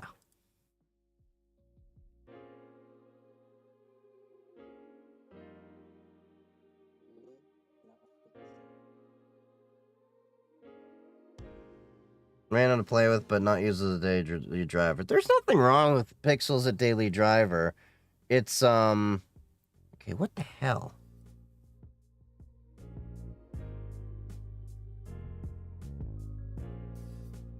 Just rebooted the machine. So, let's see. Hold on.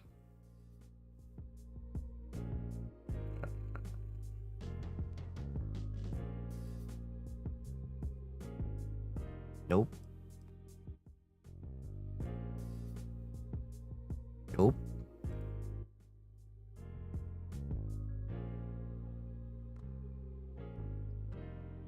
Are you really kidding? Go check the input for this box. Hold on.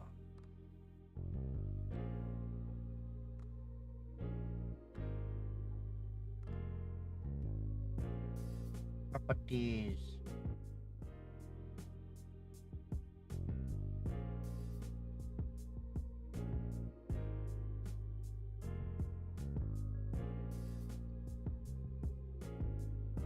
Wait, are you hearing the audio or no? Because it's saying that I'm getting a little bit of audio. Let me know. Front left. Front right.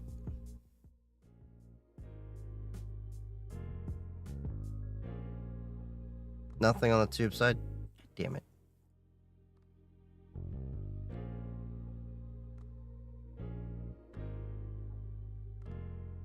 Yeah, that's weird. Hold on.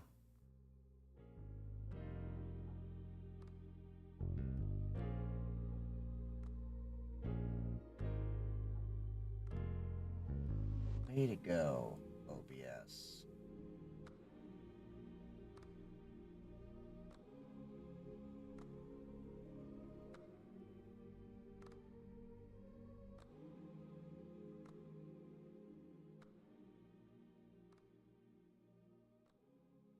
Nope.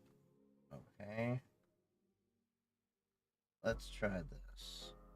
Hold on. We're gonna deactivate the video for a minute. Close that. I swear to God, if Windows needs me to reboot this machine, I am gonna scream. But after I do the stream. Because it worked last time.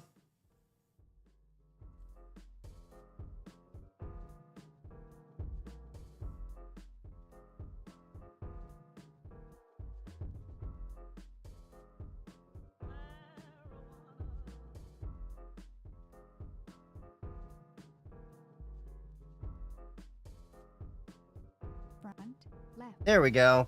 Okay, so it seems to be piping audio now. Front, left. Okay. That should do it. Hooray! It was a Windows thing! Let's make this very clear. It was not the Linux box having issues. It was the Windows box. I had to turn the video capture card off for a minute and then turn it back on. For everyone that's like, I have more problems with the Windows box than I do the Linux box.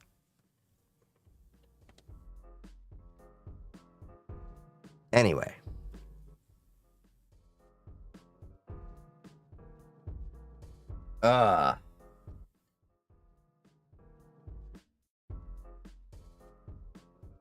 I do want to get a better GPU eventually, but I don't want to get a better GPU now because if I end up getting a better GPU, then I have to get a better PSU. And if I get a better PSU, then I have to end up buying new mod cables because this is all color-coded. And I made it pretty and themed. But yeah. Eventually, I'll get a better GPU. And if I do, it'll probably be the 5070 or 5080. But the thing that annoys me about the NVIDIA cards is there's not that much performance gain for how much they suck out of your wallet. They suck me drier than an incubus in a wet dream.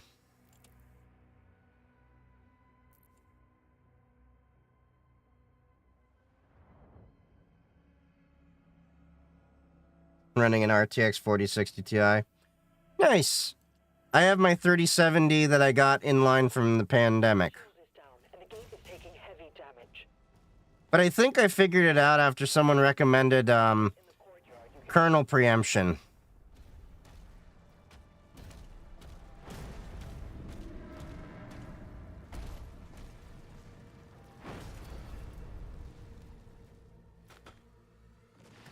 Is the AMD side catching up to Switch?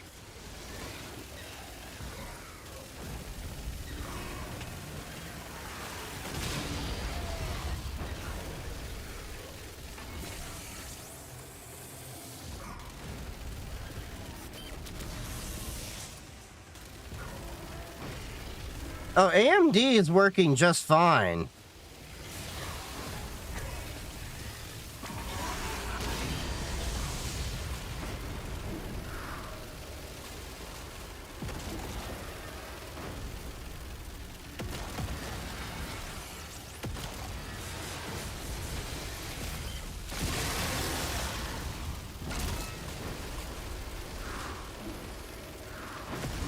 Good God.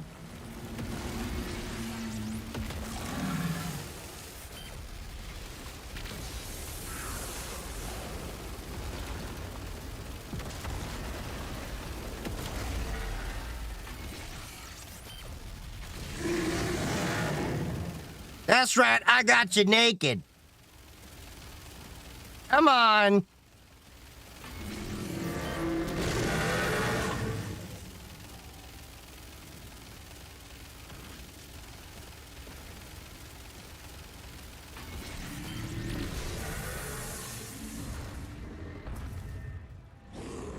They have got a bit too good for that. Went from a 2060 Super to 7080 100 XT, but the DLSS is pretty, yeah.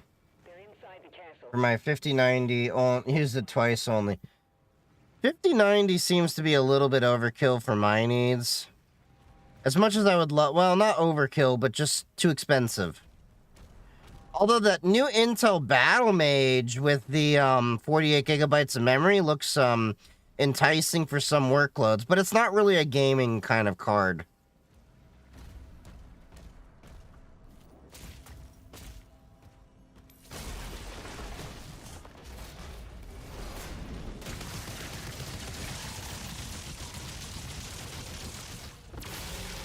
Bye, Felicia.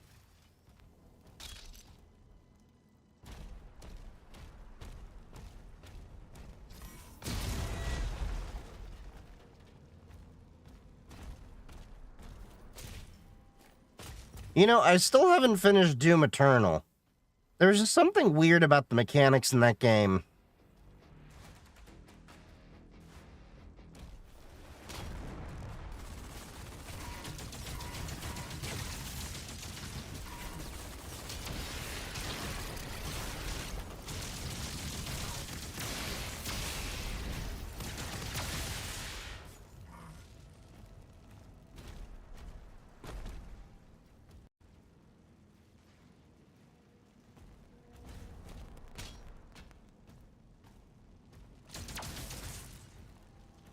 Okay, so there's gold in them hills.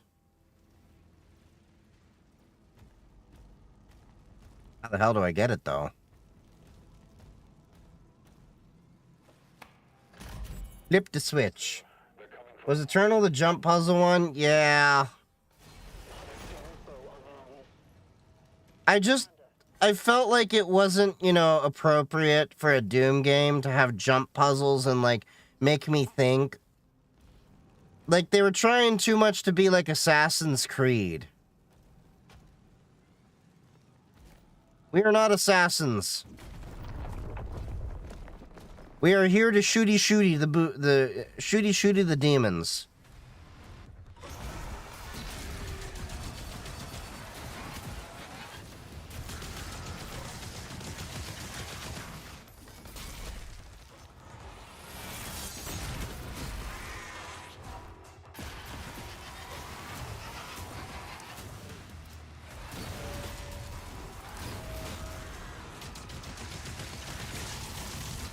Interesting way to redid the wraiths.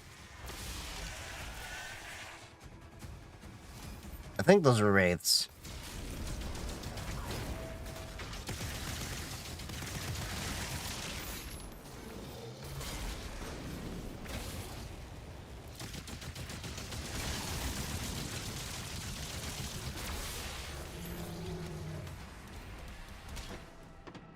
That it? All right. No.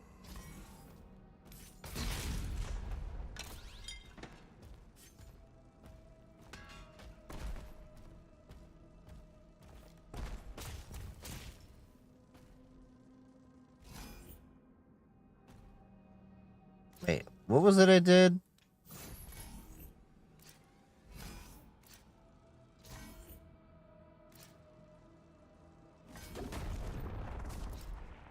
Oh, crap. What was the frickin' button?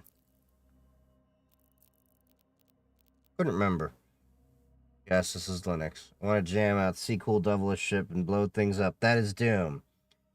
I'm on Pop OS. Yeah, like, Doom Eternal made me pissed off, because it's like, I don't want to, like, think through. It's just, I need to boom, boom, boom. Oh, okay. I can't... I was trying to hold the shield, thinking, like, you have to bring up the shield for some reason. I haven't played this in a couple of days.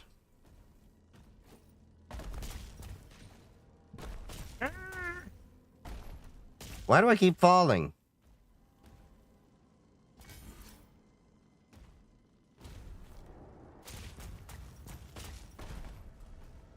Even this is kind of weird, because I don't think I should have to figure out puzzles.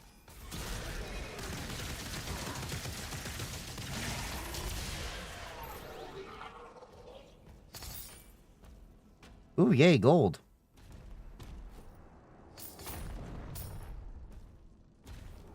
And something about the whole aspect of gold, like they're trying to do this whole, like,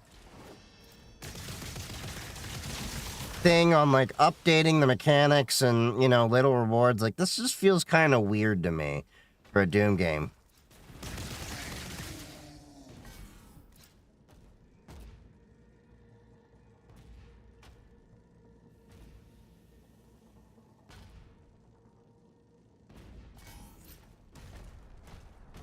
I'm curious, did I happen to... No, I didn't get everything.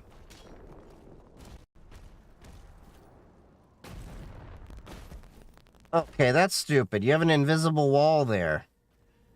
So you have to go up that way? That's nuts.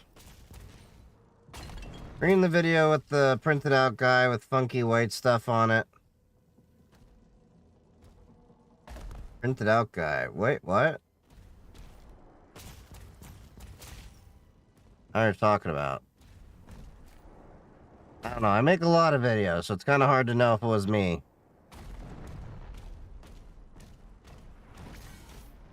I want to say, because it's, something I don't remember. I want to say no.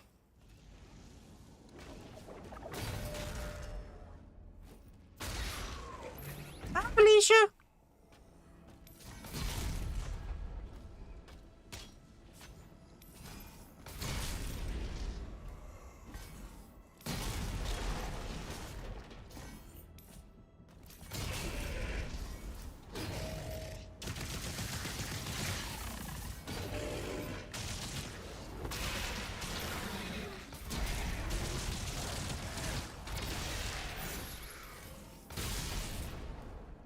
There we go. Dark Ages runs on Linux. So let me give you a little secret. Most games not only run on Linux, but Doom is one of the games that has always run on Linux. Every version of Doom has always worked on Linux.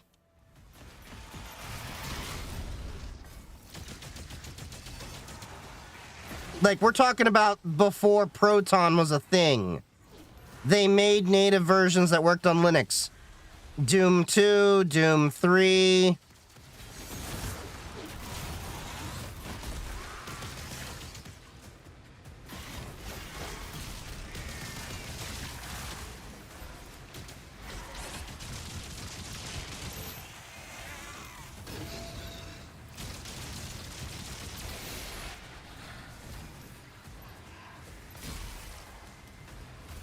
Okay, come on.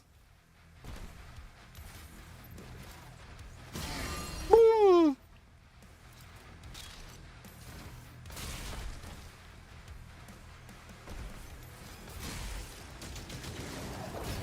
Oh, you smell pretty.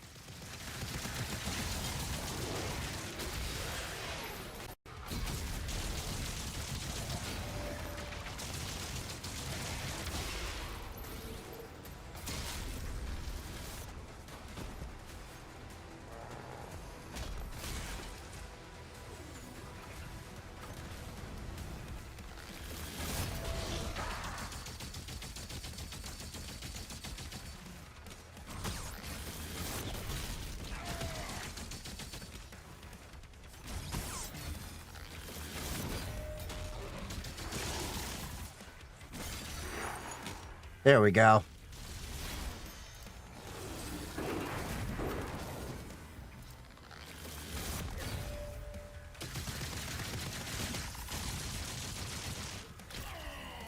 Shit.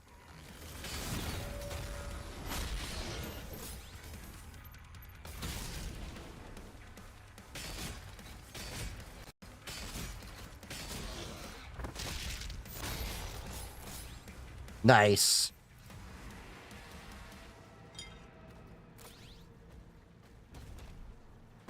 Oh, that was close.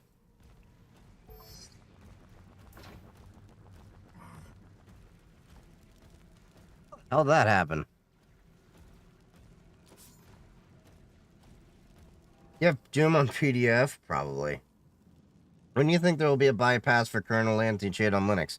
It's not a bypass. It's devs actually getting off their ignorant shit and learning you don't need a kernel level anti-cheat, and they're unethical. You don't need a kernel level anti-cheat on your video game. It's a video game. There is no justification anyone can have that makes any sense for the average person needing to install what is essentially a rootkit on your machine.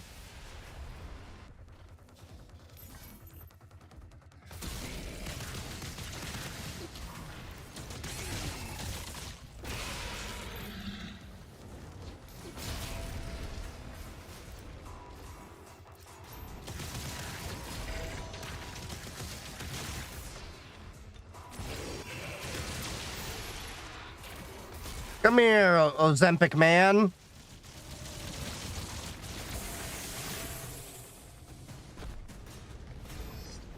Doesn't it make the skill requirement higher for making a cheat on kernel level games? Not really. It's a cat and mouse game. I have an entire YouTube video where I talked about this, that kernel level anti-cheat is dumb and a problem waiting to happen. It's something title like that.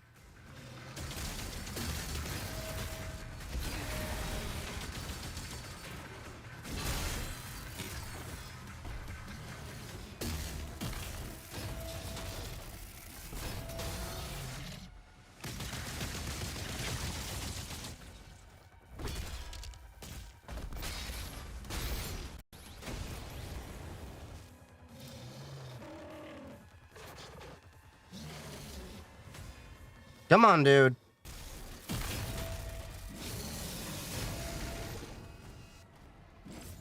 There we go.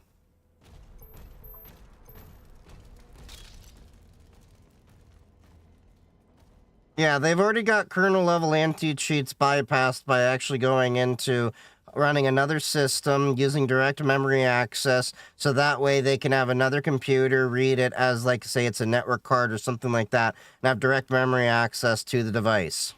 They're called DMA cheats for that reason.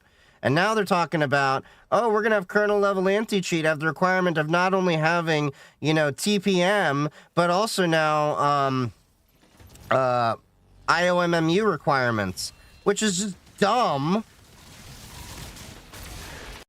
Because IOMMU was not designed for that. It was designed for virtual machines. Oh, boom, boom.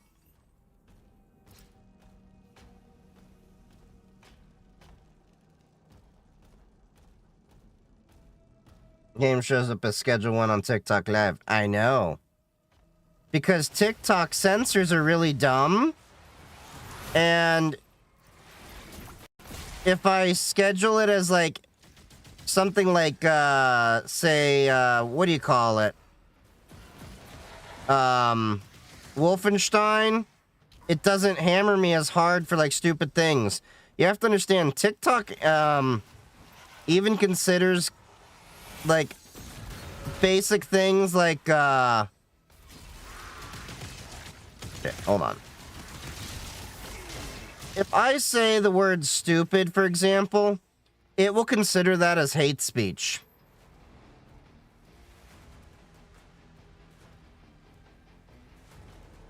Oh, hello, big boy.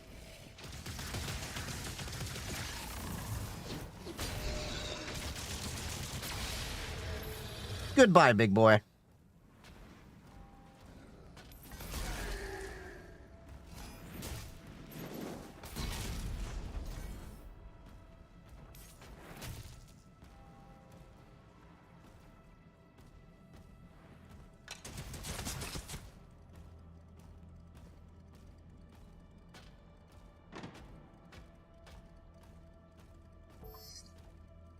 Calling someone a noob and, yeah, TikTok is really, really sensitive.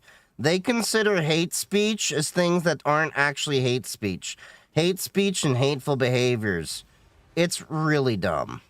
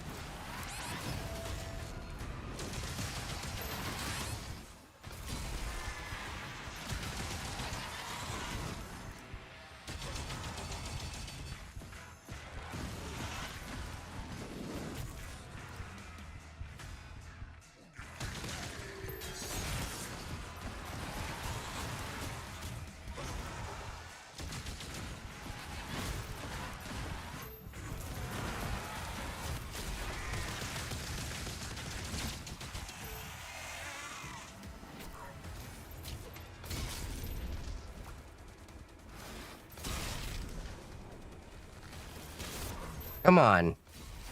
Ooh, did not see you right there.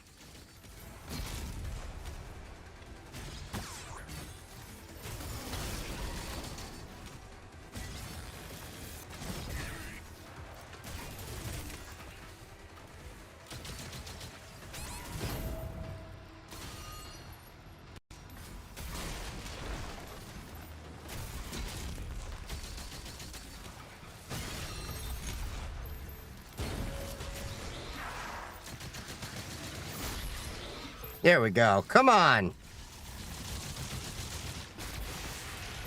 Down, boy.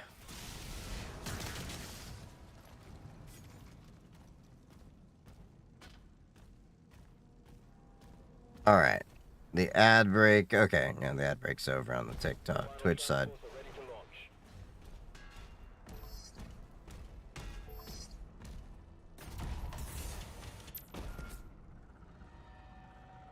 All right, so we got to defend the city. Oh, that's completed. So now what?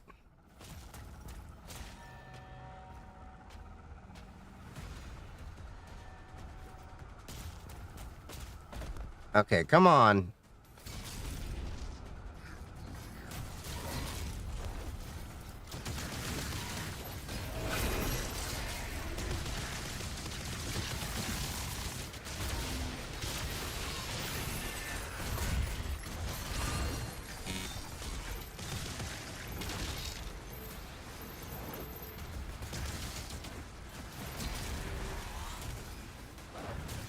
I'm so glad we finally figured out the stuttering issues with my game. Come on.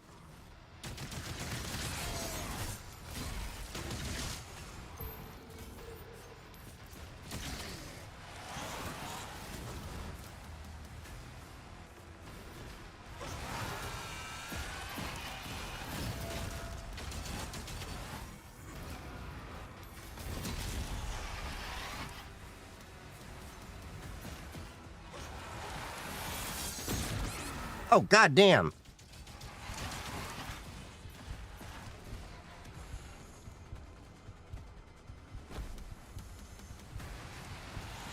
I knew I spotted that. Okay.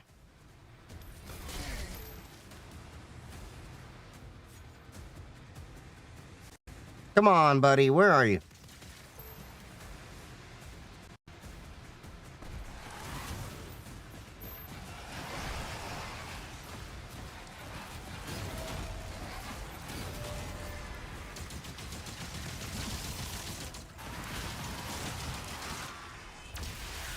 There we go.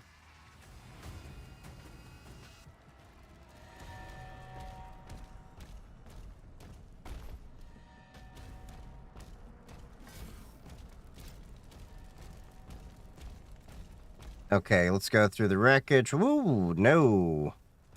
Almost jumped off on accident. Wait, am I supposed to go down? Nope. Structural damage detected.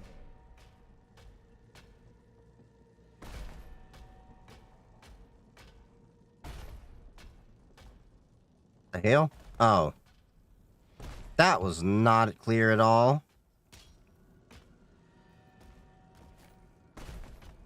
Hey!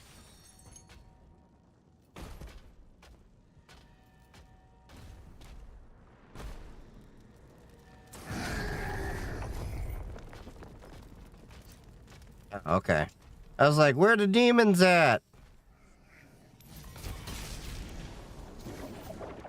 Ah!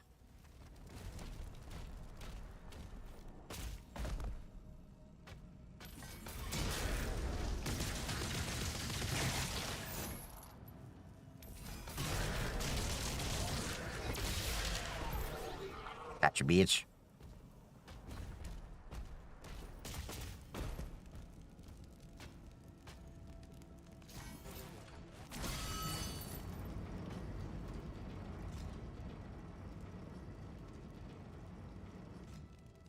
Thing is spinning.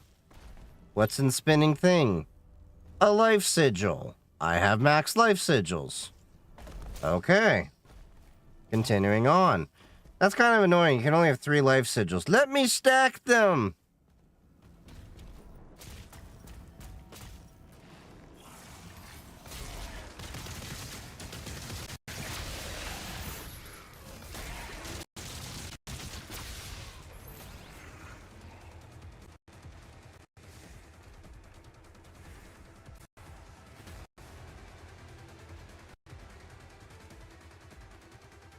Oh. Okay, we gotta climb up here. Emergency protocols are in effect. Please clear the hedge.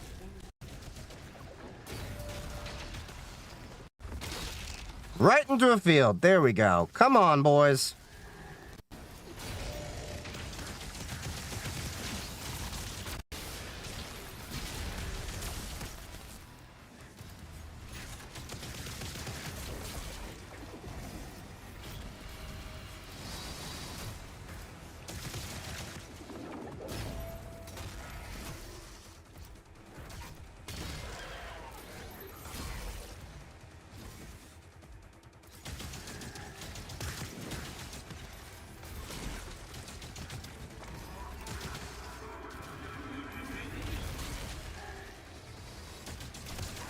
I see London, I see France, I see demon in your pants.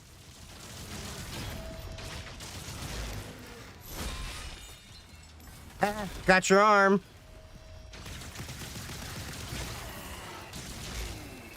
Shit.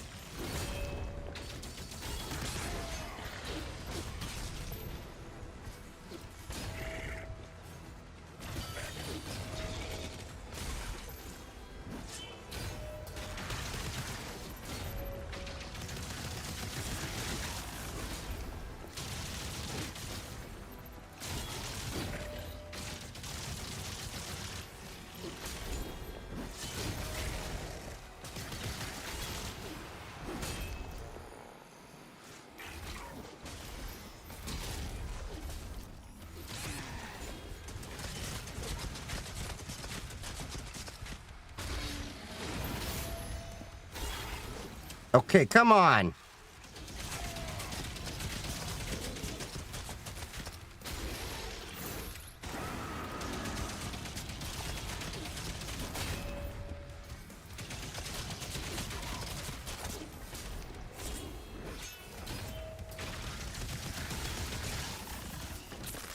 Got your heart, bitch.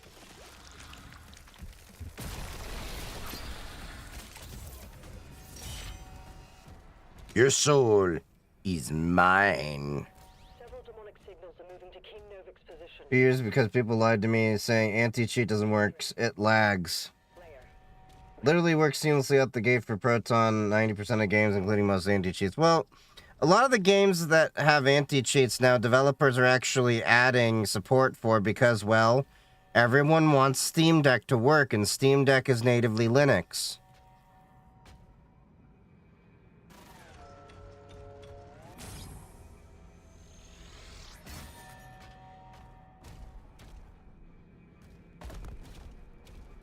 Okay, so where the hell do I go?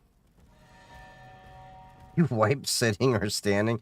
I don't know how anyone wipes while sitting. What the hell kind of question is that?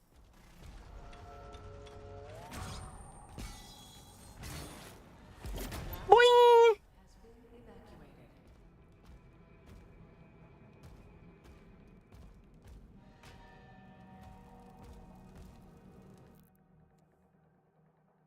Get into linebacker stance. What the hell, man? I think you have issues. Pulverizer. The cycler deals increased damage to shocked demons.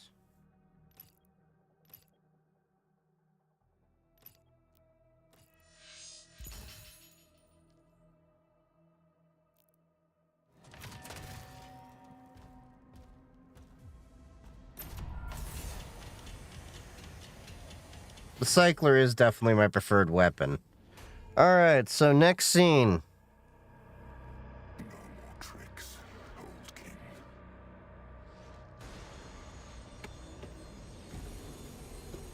Dropping by to say I installed Arch with Hyperland. It's cool so far. Have a great stream. See you later, Alex.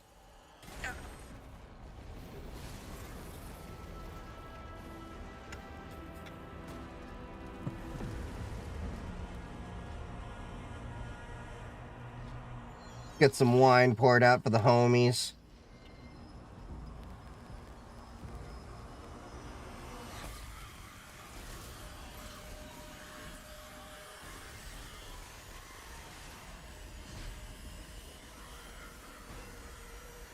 I see you struggling.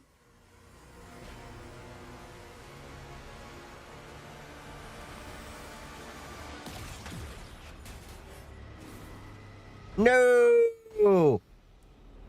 All that work, and the Slayer gets knocked off.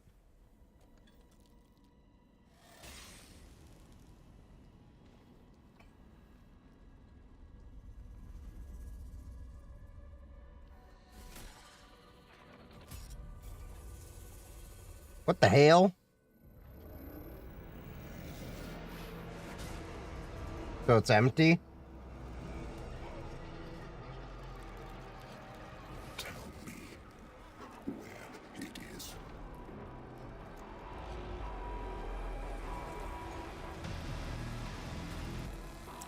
Oh, look at him!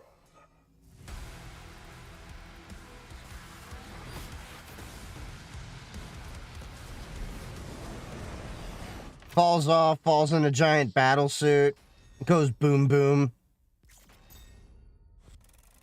I didn't get that much gold in this level.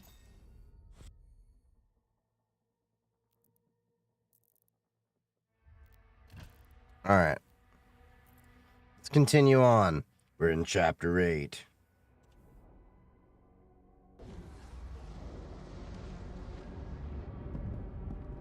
Okay, so we're in this we're in the space. What would you have us do? Nothing. So I'm kind of lost in the whole Doom story. Because like Doom 3, all that, like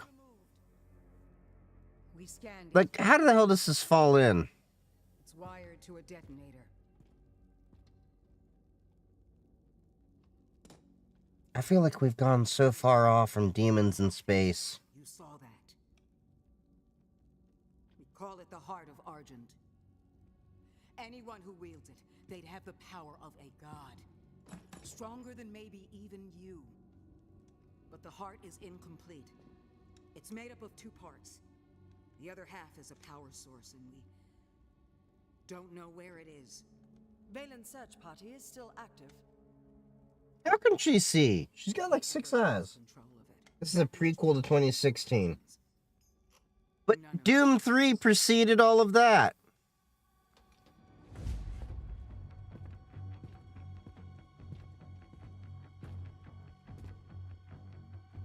Like, where does the Doom 1, 2, and 3 fall into this? Unlock the ancestral forge.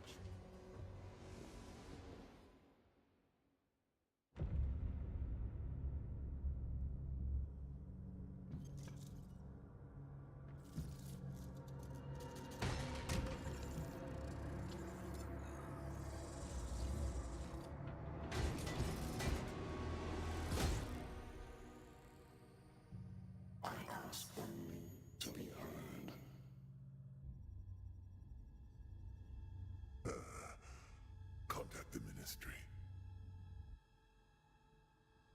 You are stranded in this realm. Okay. Left to trust.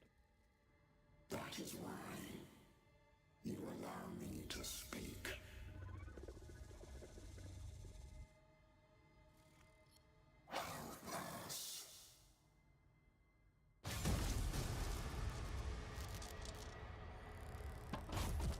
Ba-boom.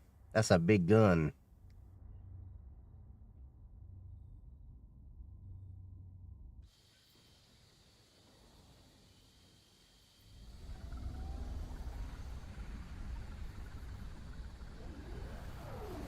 Commander, he's on site.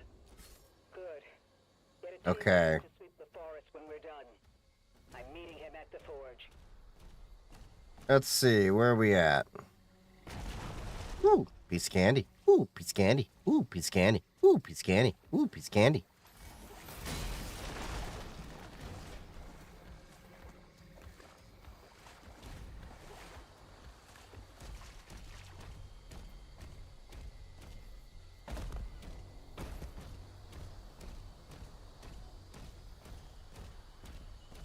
Ooh, piece of candy. Ooh, piece of candy.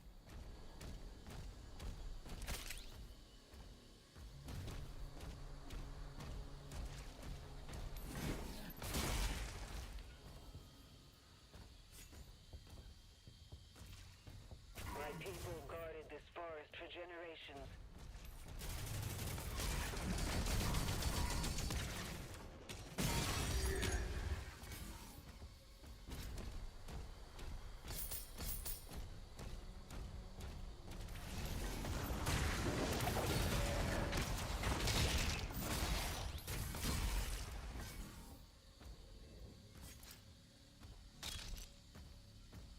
What's this? Oh, another life sigil.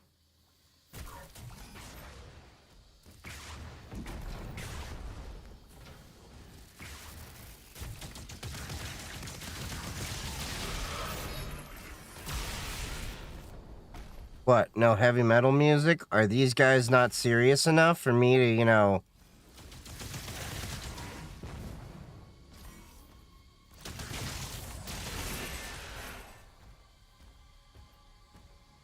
Hey, sugar, how's it going? How's the new job?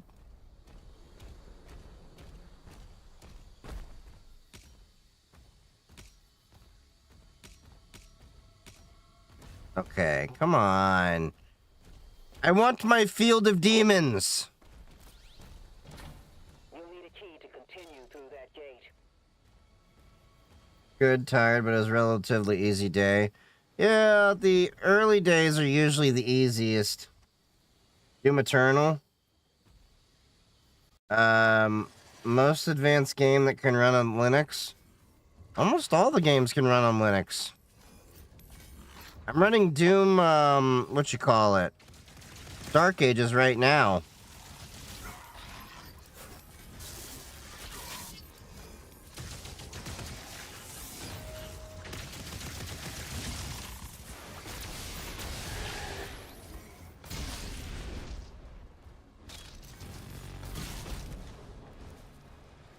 Only 9 points, so it was pretty slow. Oh. Yeah, patience.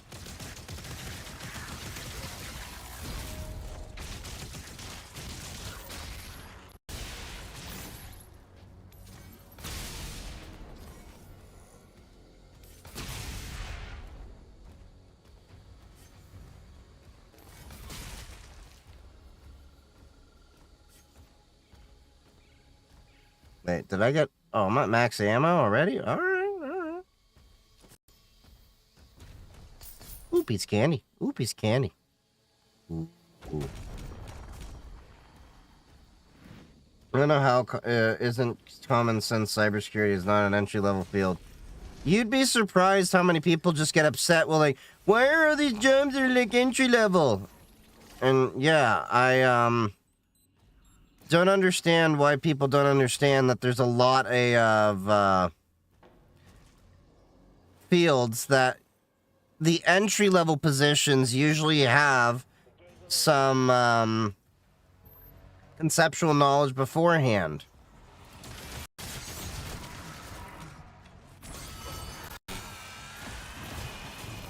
Like, hold on.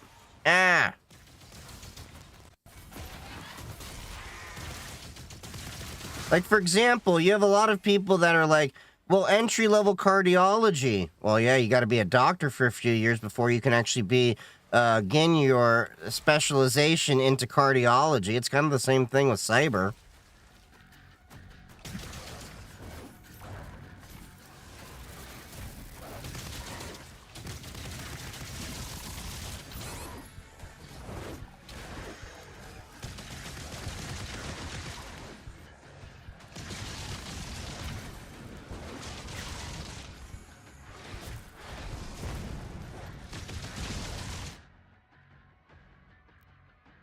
Shit. It's IT help desk, bro. That's the real entry level. That's what I tell people all the time. How can you know anything about cyber if you don't get into engineering or troubleshooting? You can. It's just very hard, and the honest truth is I wouldn't recommend it because I've met so many people that have gone into cybersecurity and, like, not done it the way that I would recommend, and oh my god, they don't have a lot of the basic skills to troubleshoot and stuff, and it's a huge detriment to them. Woohoo!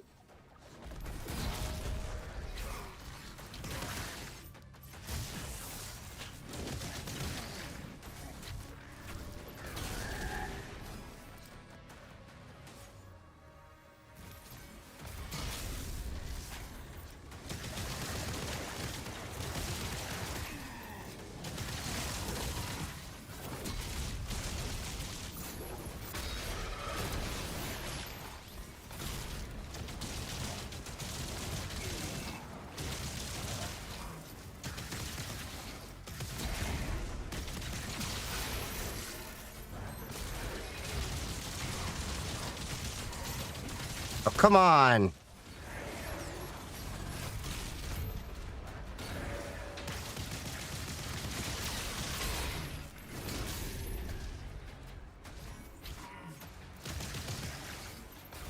Look, if you're gonna ride me this hard, at least pull my hair.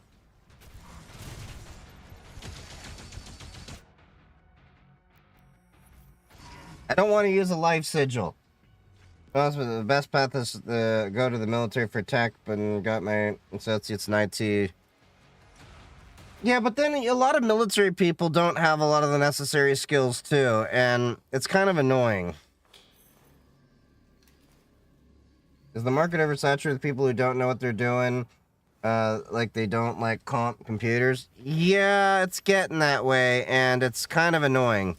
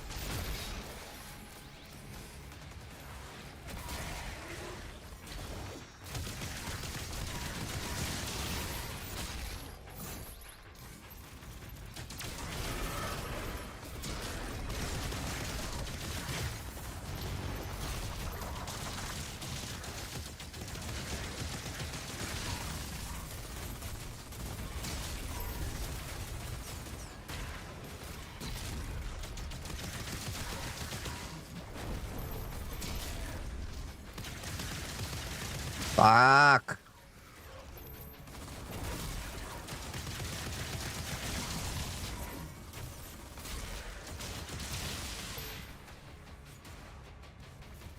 God damn it, I got stuck for a sec.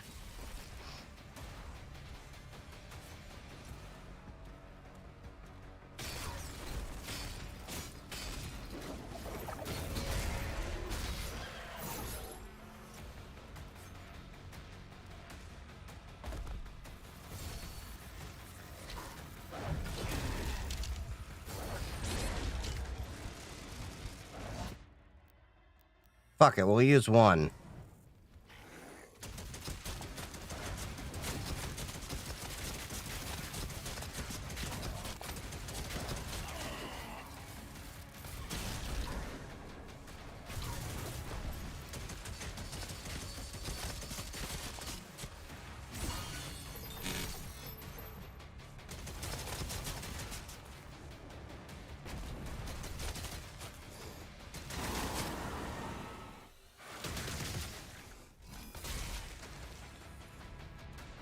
Okay, come on.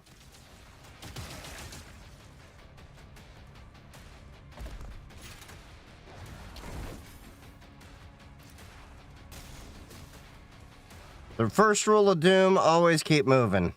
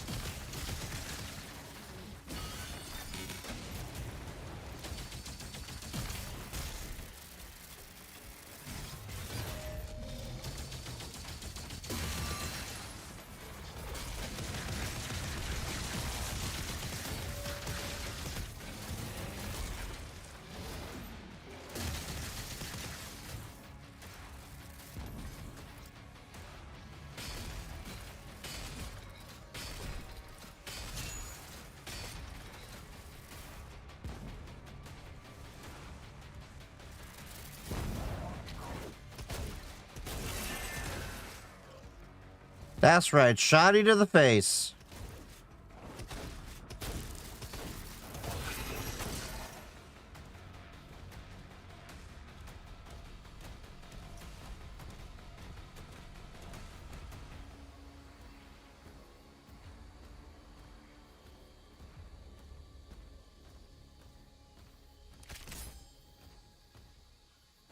That it? Okay.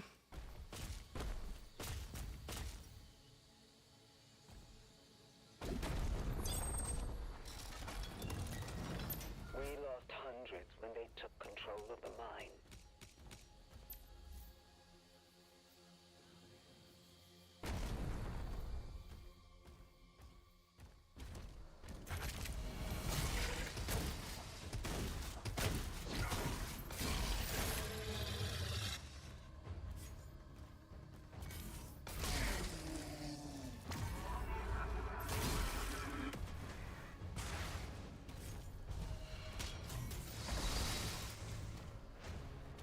Okay, so let's see. Where are we at?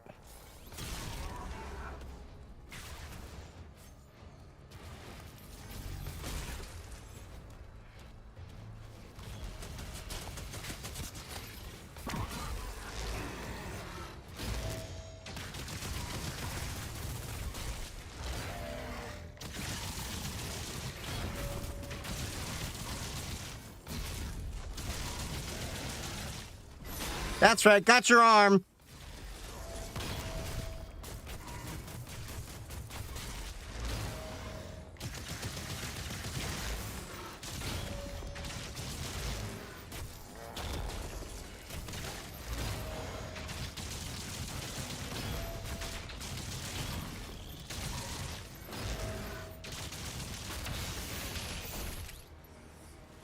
Down, boy.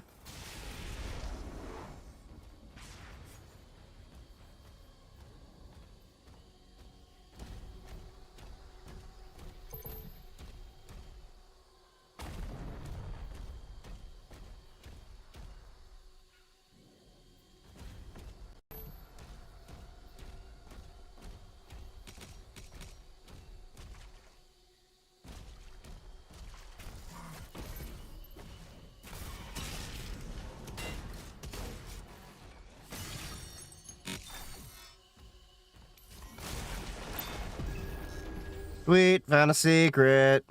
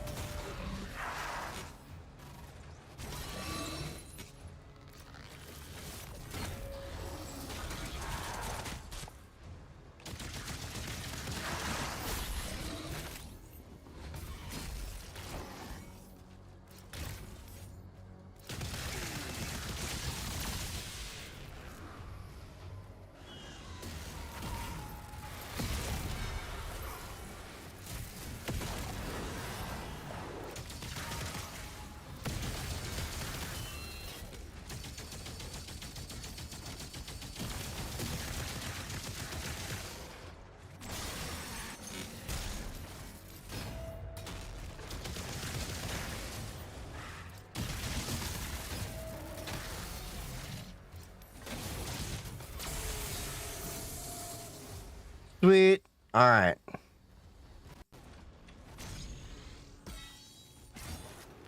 Whee, boing. After the attack, but the forge still had I power. was like, is this Linux? And I saw on the middle screen, yes, it's Linux.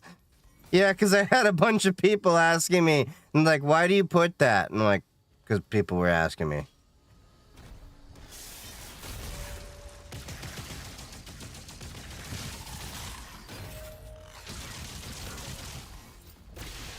Woo! All right.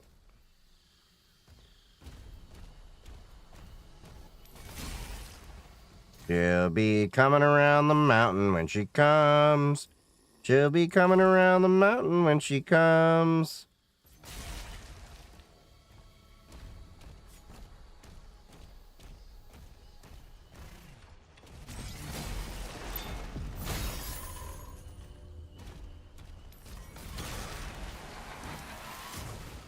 Okay, come on, you little wraith bastard. Come on, come on.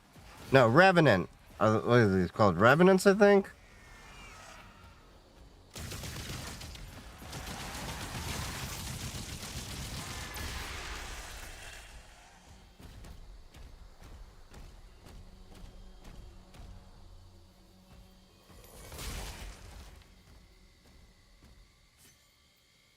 Nope. Alright.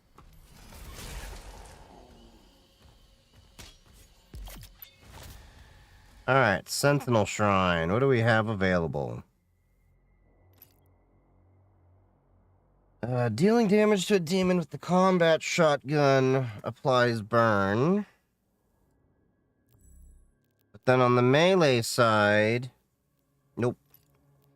I'm gonna use the mace. We'll put an incendiary on the shotgun because I've been flipping to it a little bit more.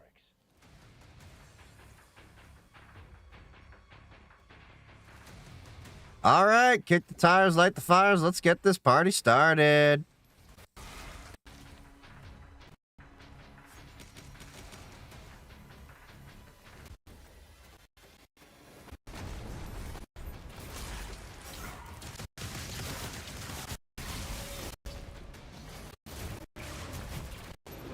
Shit, I'm cornered.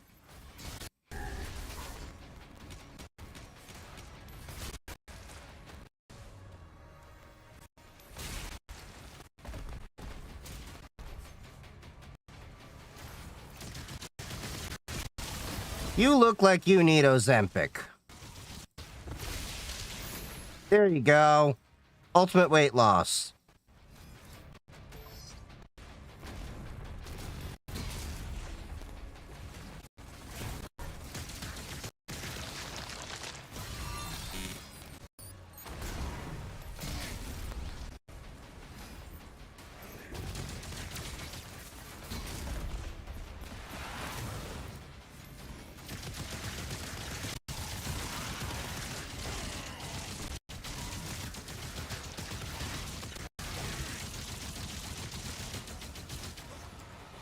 Shit, I have to deal with you later.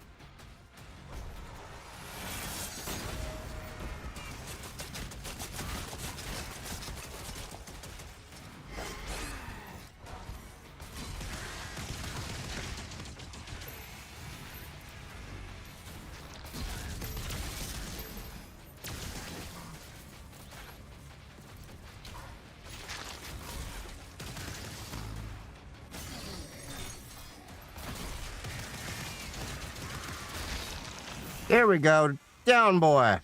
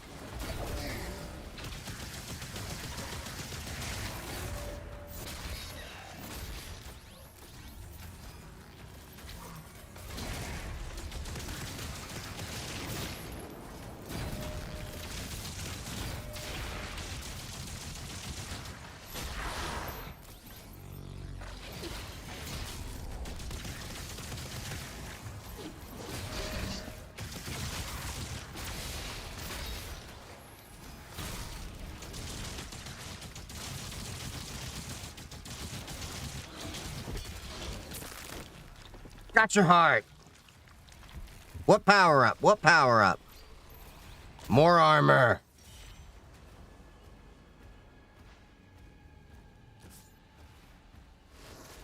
The cannons in the watchtower can clear a path.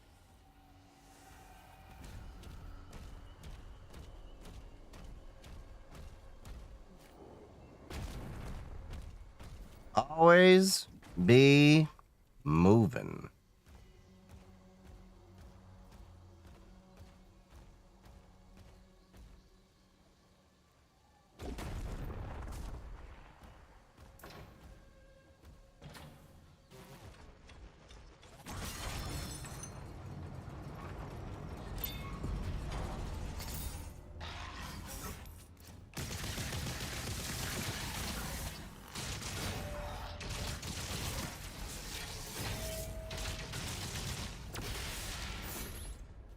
There we go.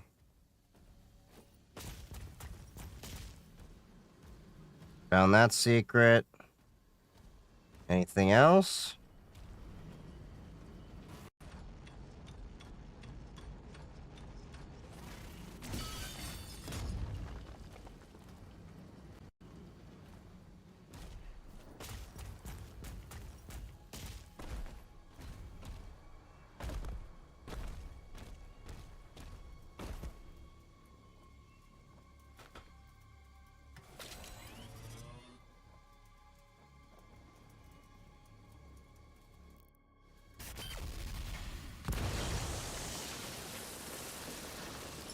Okay, what's opening up?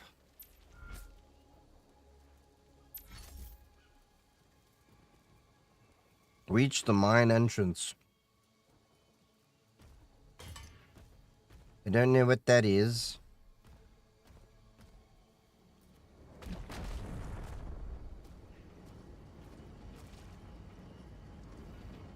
What did that open up?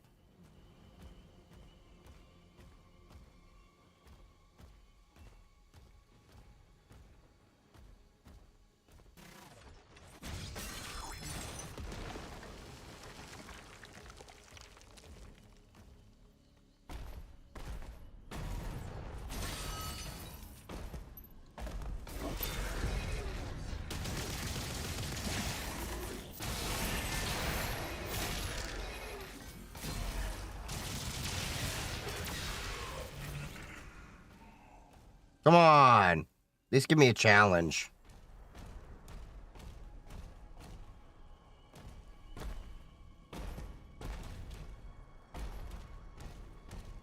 All right, let's see.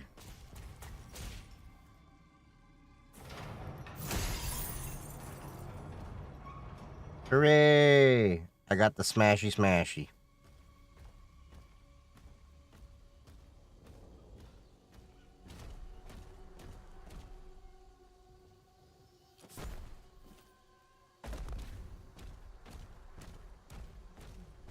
All right, about a quarter of a click out. This site is ancient. These mines were built to harvest the raw materials of the ancestral beasts. The forge is inside.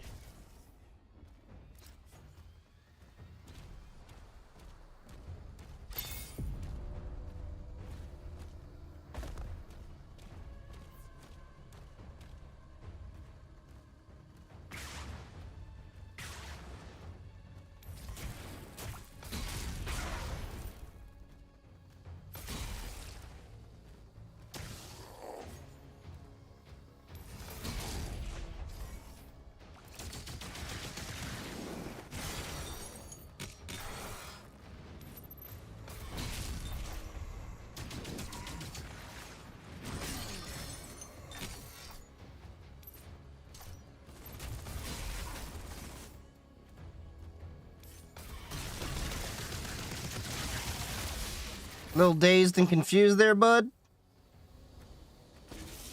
That lift will take you down. We're not far now. We're going down, down, down to Mephisto's Cafe. Down, down, down to Mephisto's Cafe. We're going down. Hey! Hey!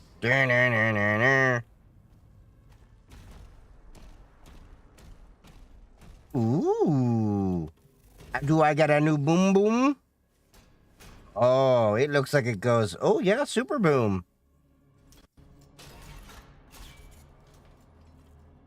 It goes boom. Grenades can bounce multiple times before detonating, but will detonate immediately when they hit an enemy. Ew.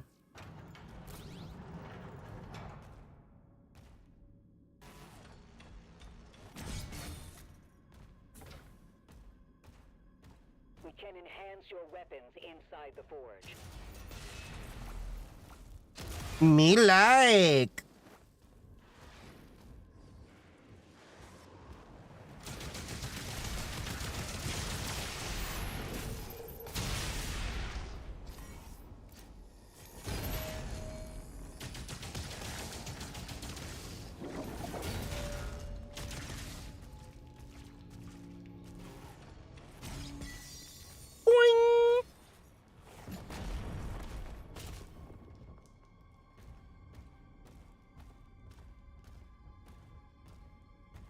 Okay, what's this way?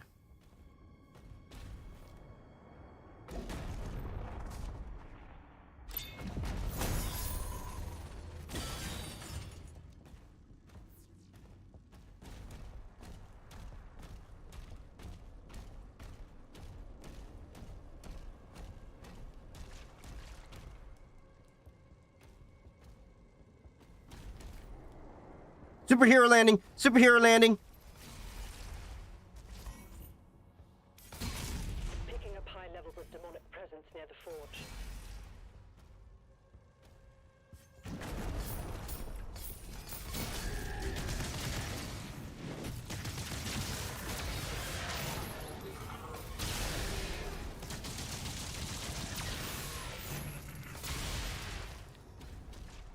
I'm curious. Nope, nothing back that way.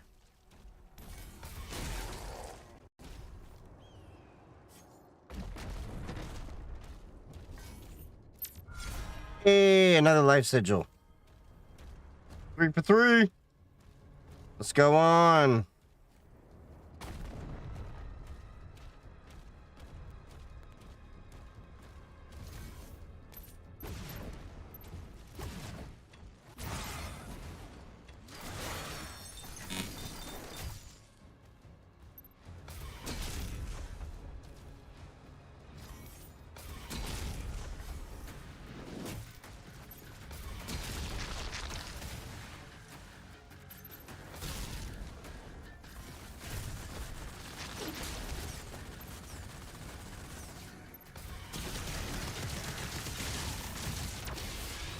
Always take that high shooter out. Let's go. Who are you gonna call? Ghostbusters!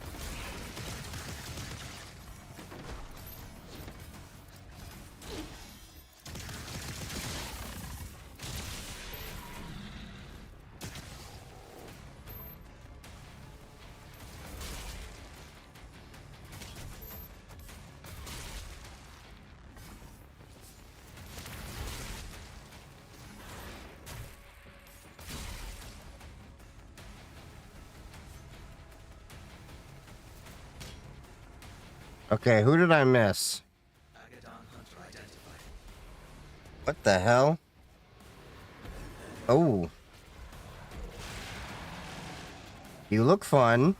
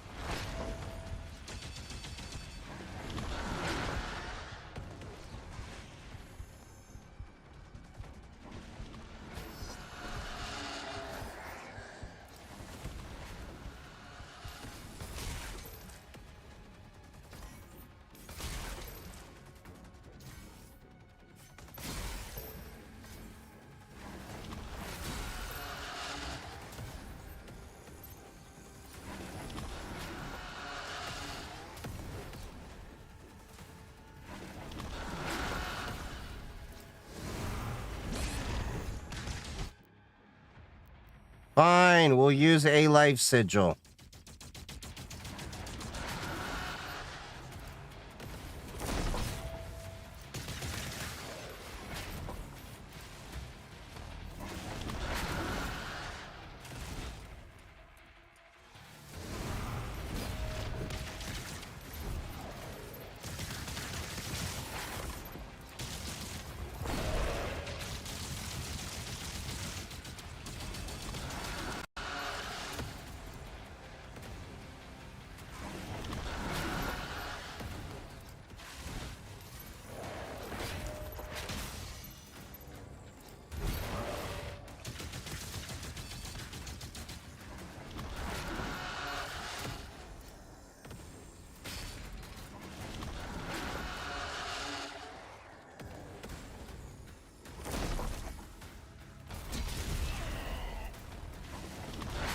That was a dumb move on my part.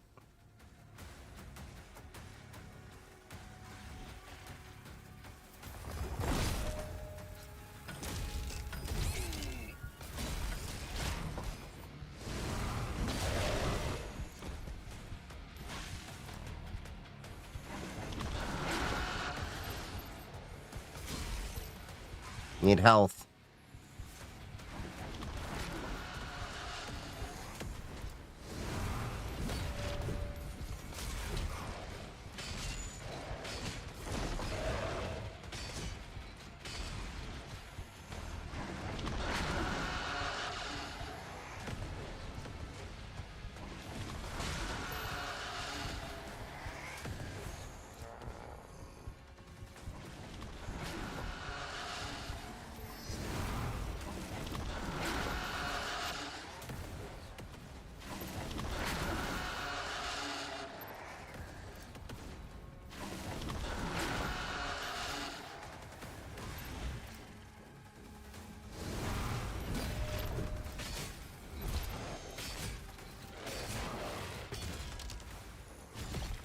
Gotcha.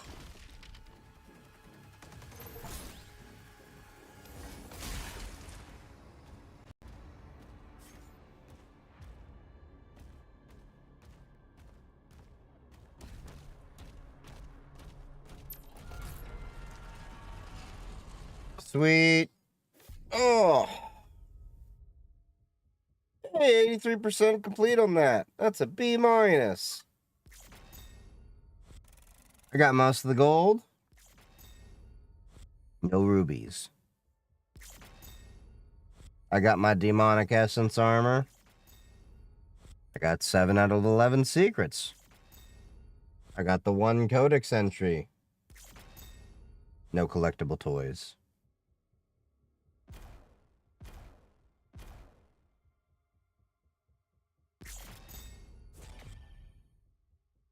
Sweet. Cool. Ugh. This is a pretty fun game. I'll definitely have to continue this some other time. Because I have been working on my fence all day long. And I am tired. So I think this is where I will be, calling it a night, everyone. Thank you all for joining me. And if you haven't already, follow me on all of my socials. I am on Blue Sky, I'm on Mastodon, I'm on Discord, I'm on Matrix, I'm on Twitch, I'm on YouTube. You can follow all the links in bio or the links that I've dropped in chat over on the YouTube and Twitch side of things. Otherwise, I will see you. Maybe not tomorrow. We'll see how it is, because I still got to do all that, and I may be going with family for Memorial Day. But Wednesday, I got to change up the schedule this week as well. I may be moving my streams to Sunday, Mondays, and Fridays moving forward. I have a class that I'm going to be attending on Wednesdays for some certification stuff. I'll talk about in a few weeks if I happen to pass and everything like that. That'll be probably the foreseeable schedule up until the end of July. Of course, the break before DEF CON and everything like that, where there will be at least a week that I'm going to be definitely away. And I'll try to make some content, maybe go live if I can over there. I got to set up my Twitch setup and everything on my new laptop. But thank you all for joining me. Stick around for the raid if you're ever on the Twitch side. Otherwise, I may see you tomorrow. If not tomorrow, Friday, when we are doing our new streams. I love y'all. See you all next time. Happy hacking and stay safe.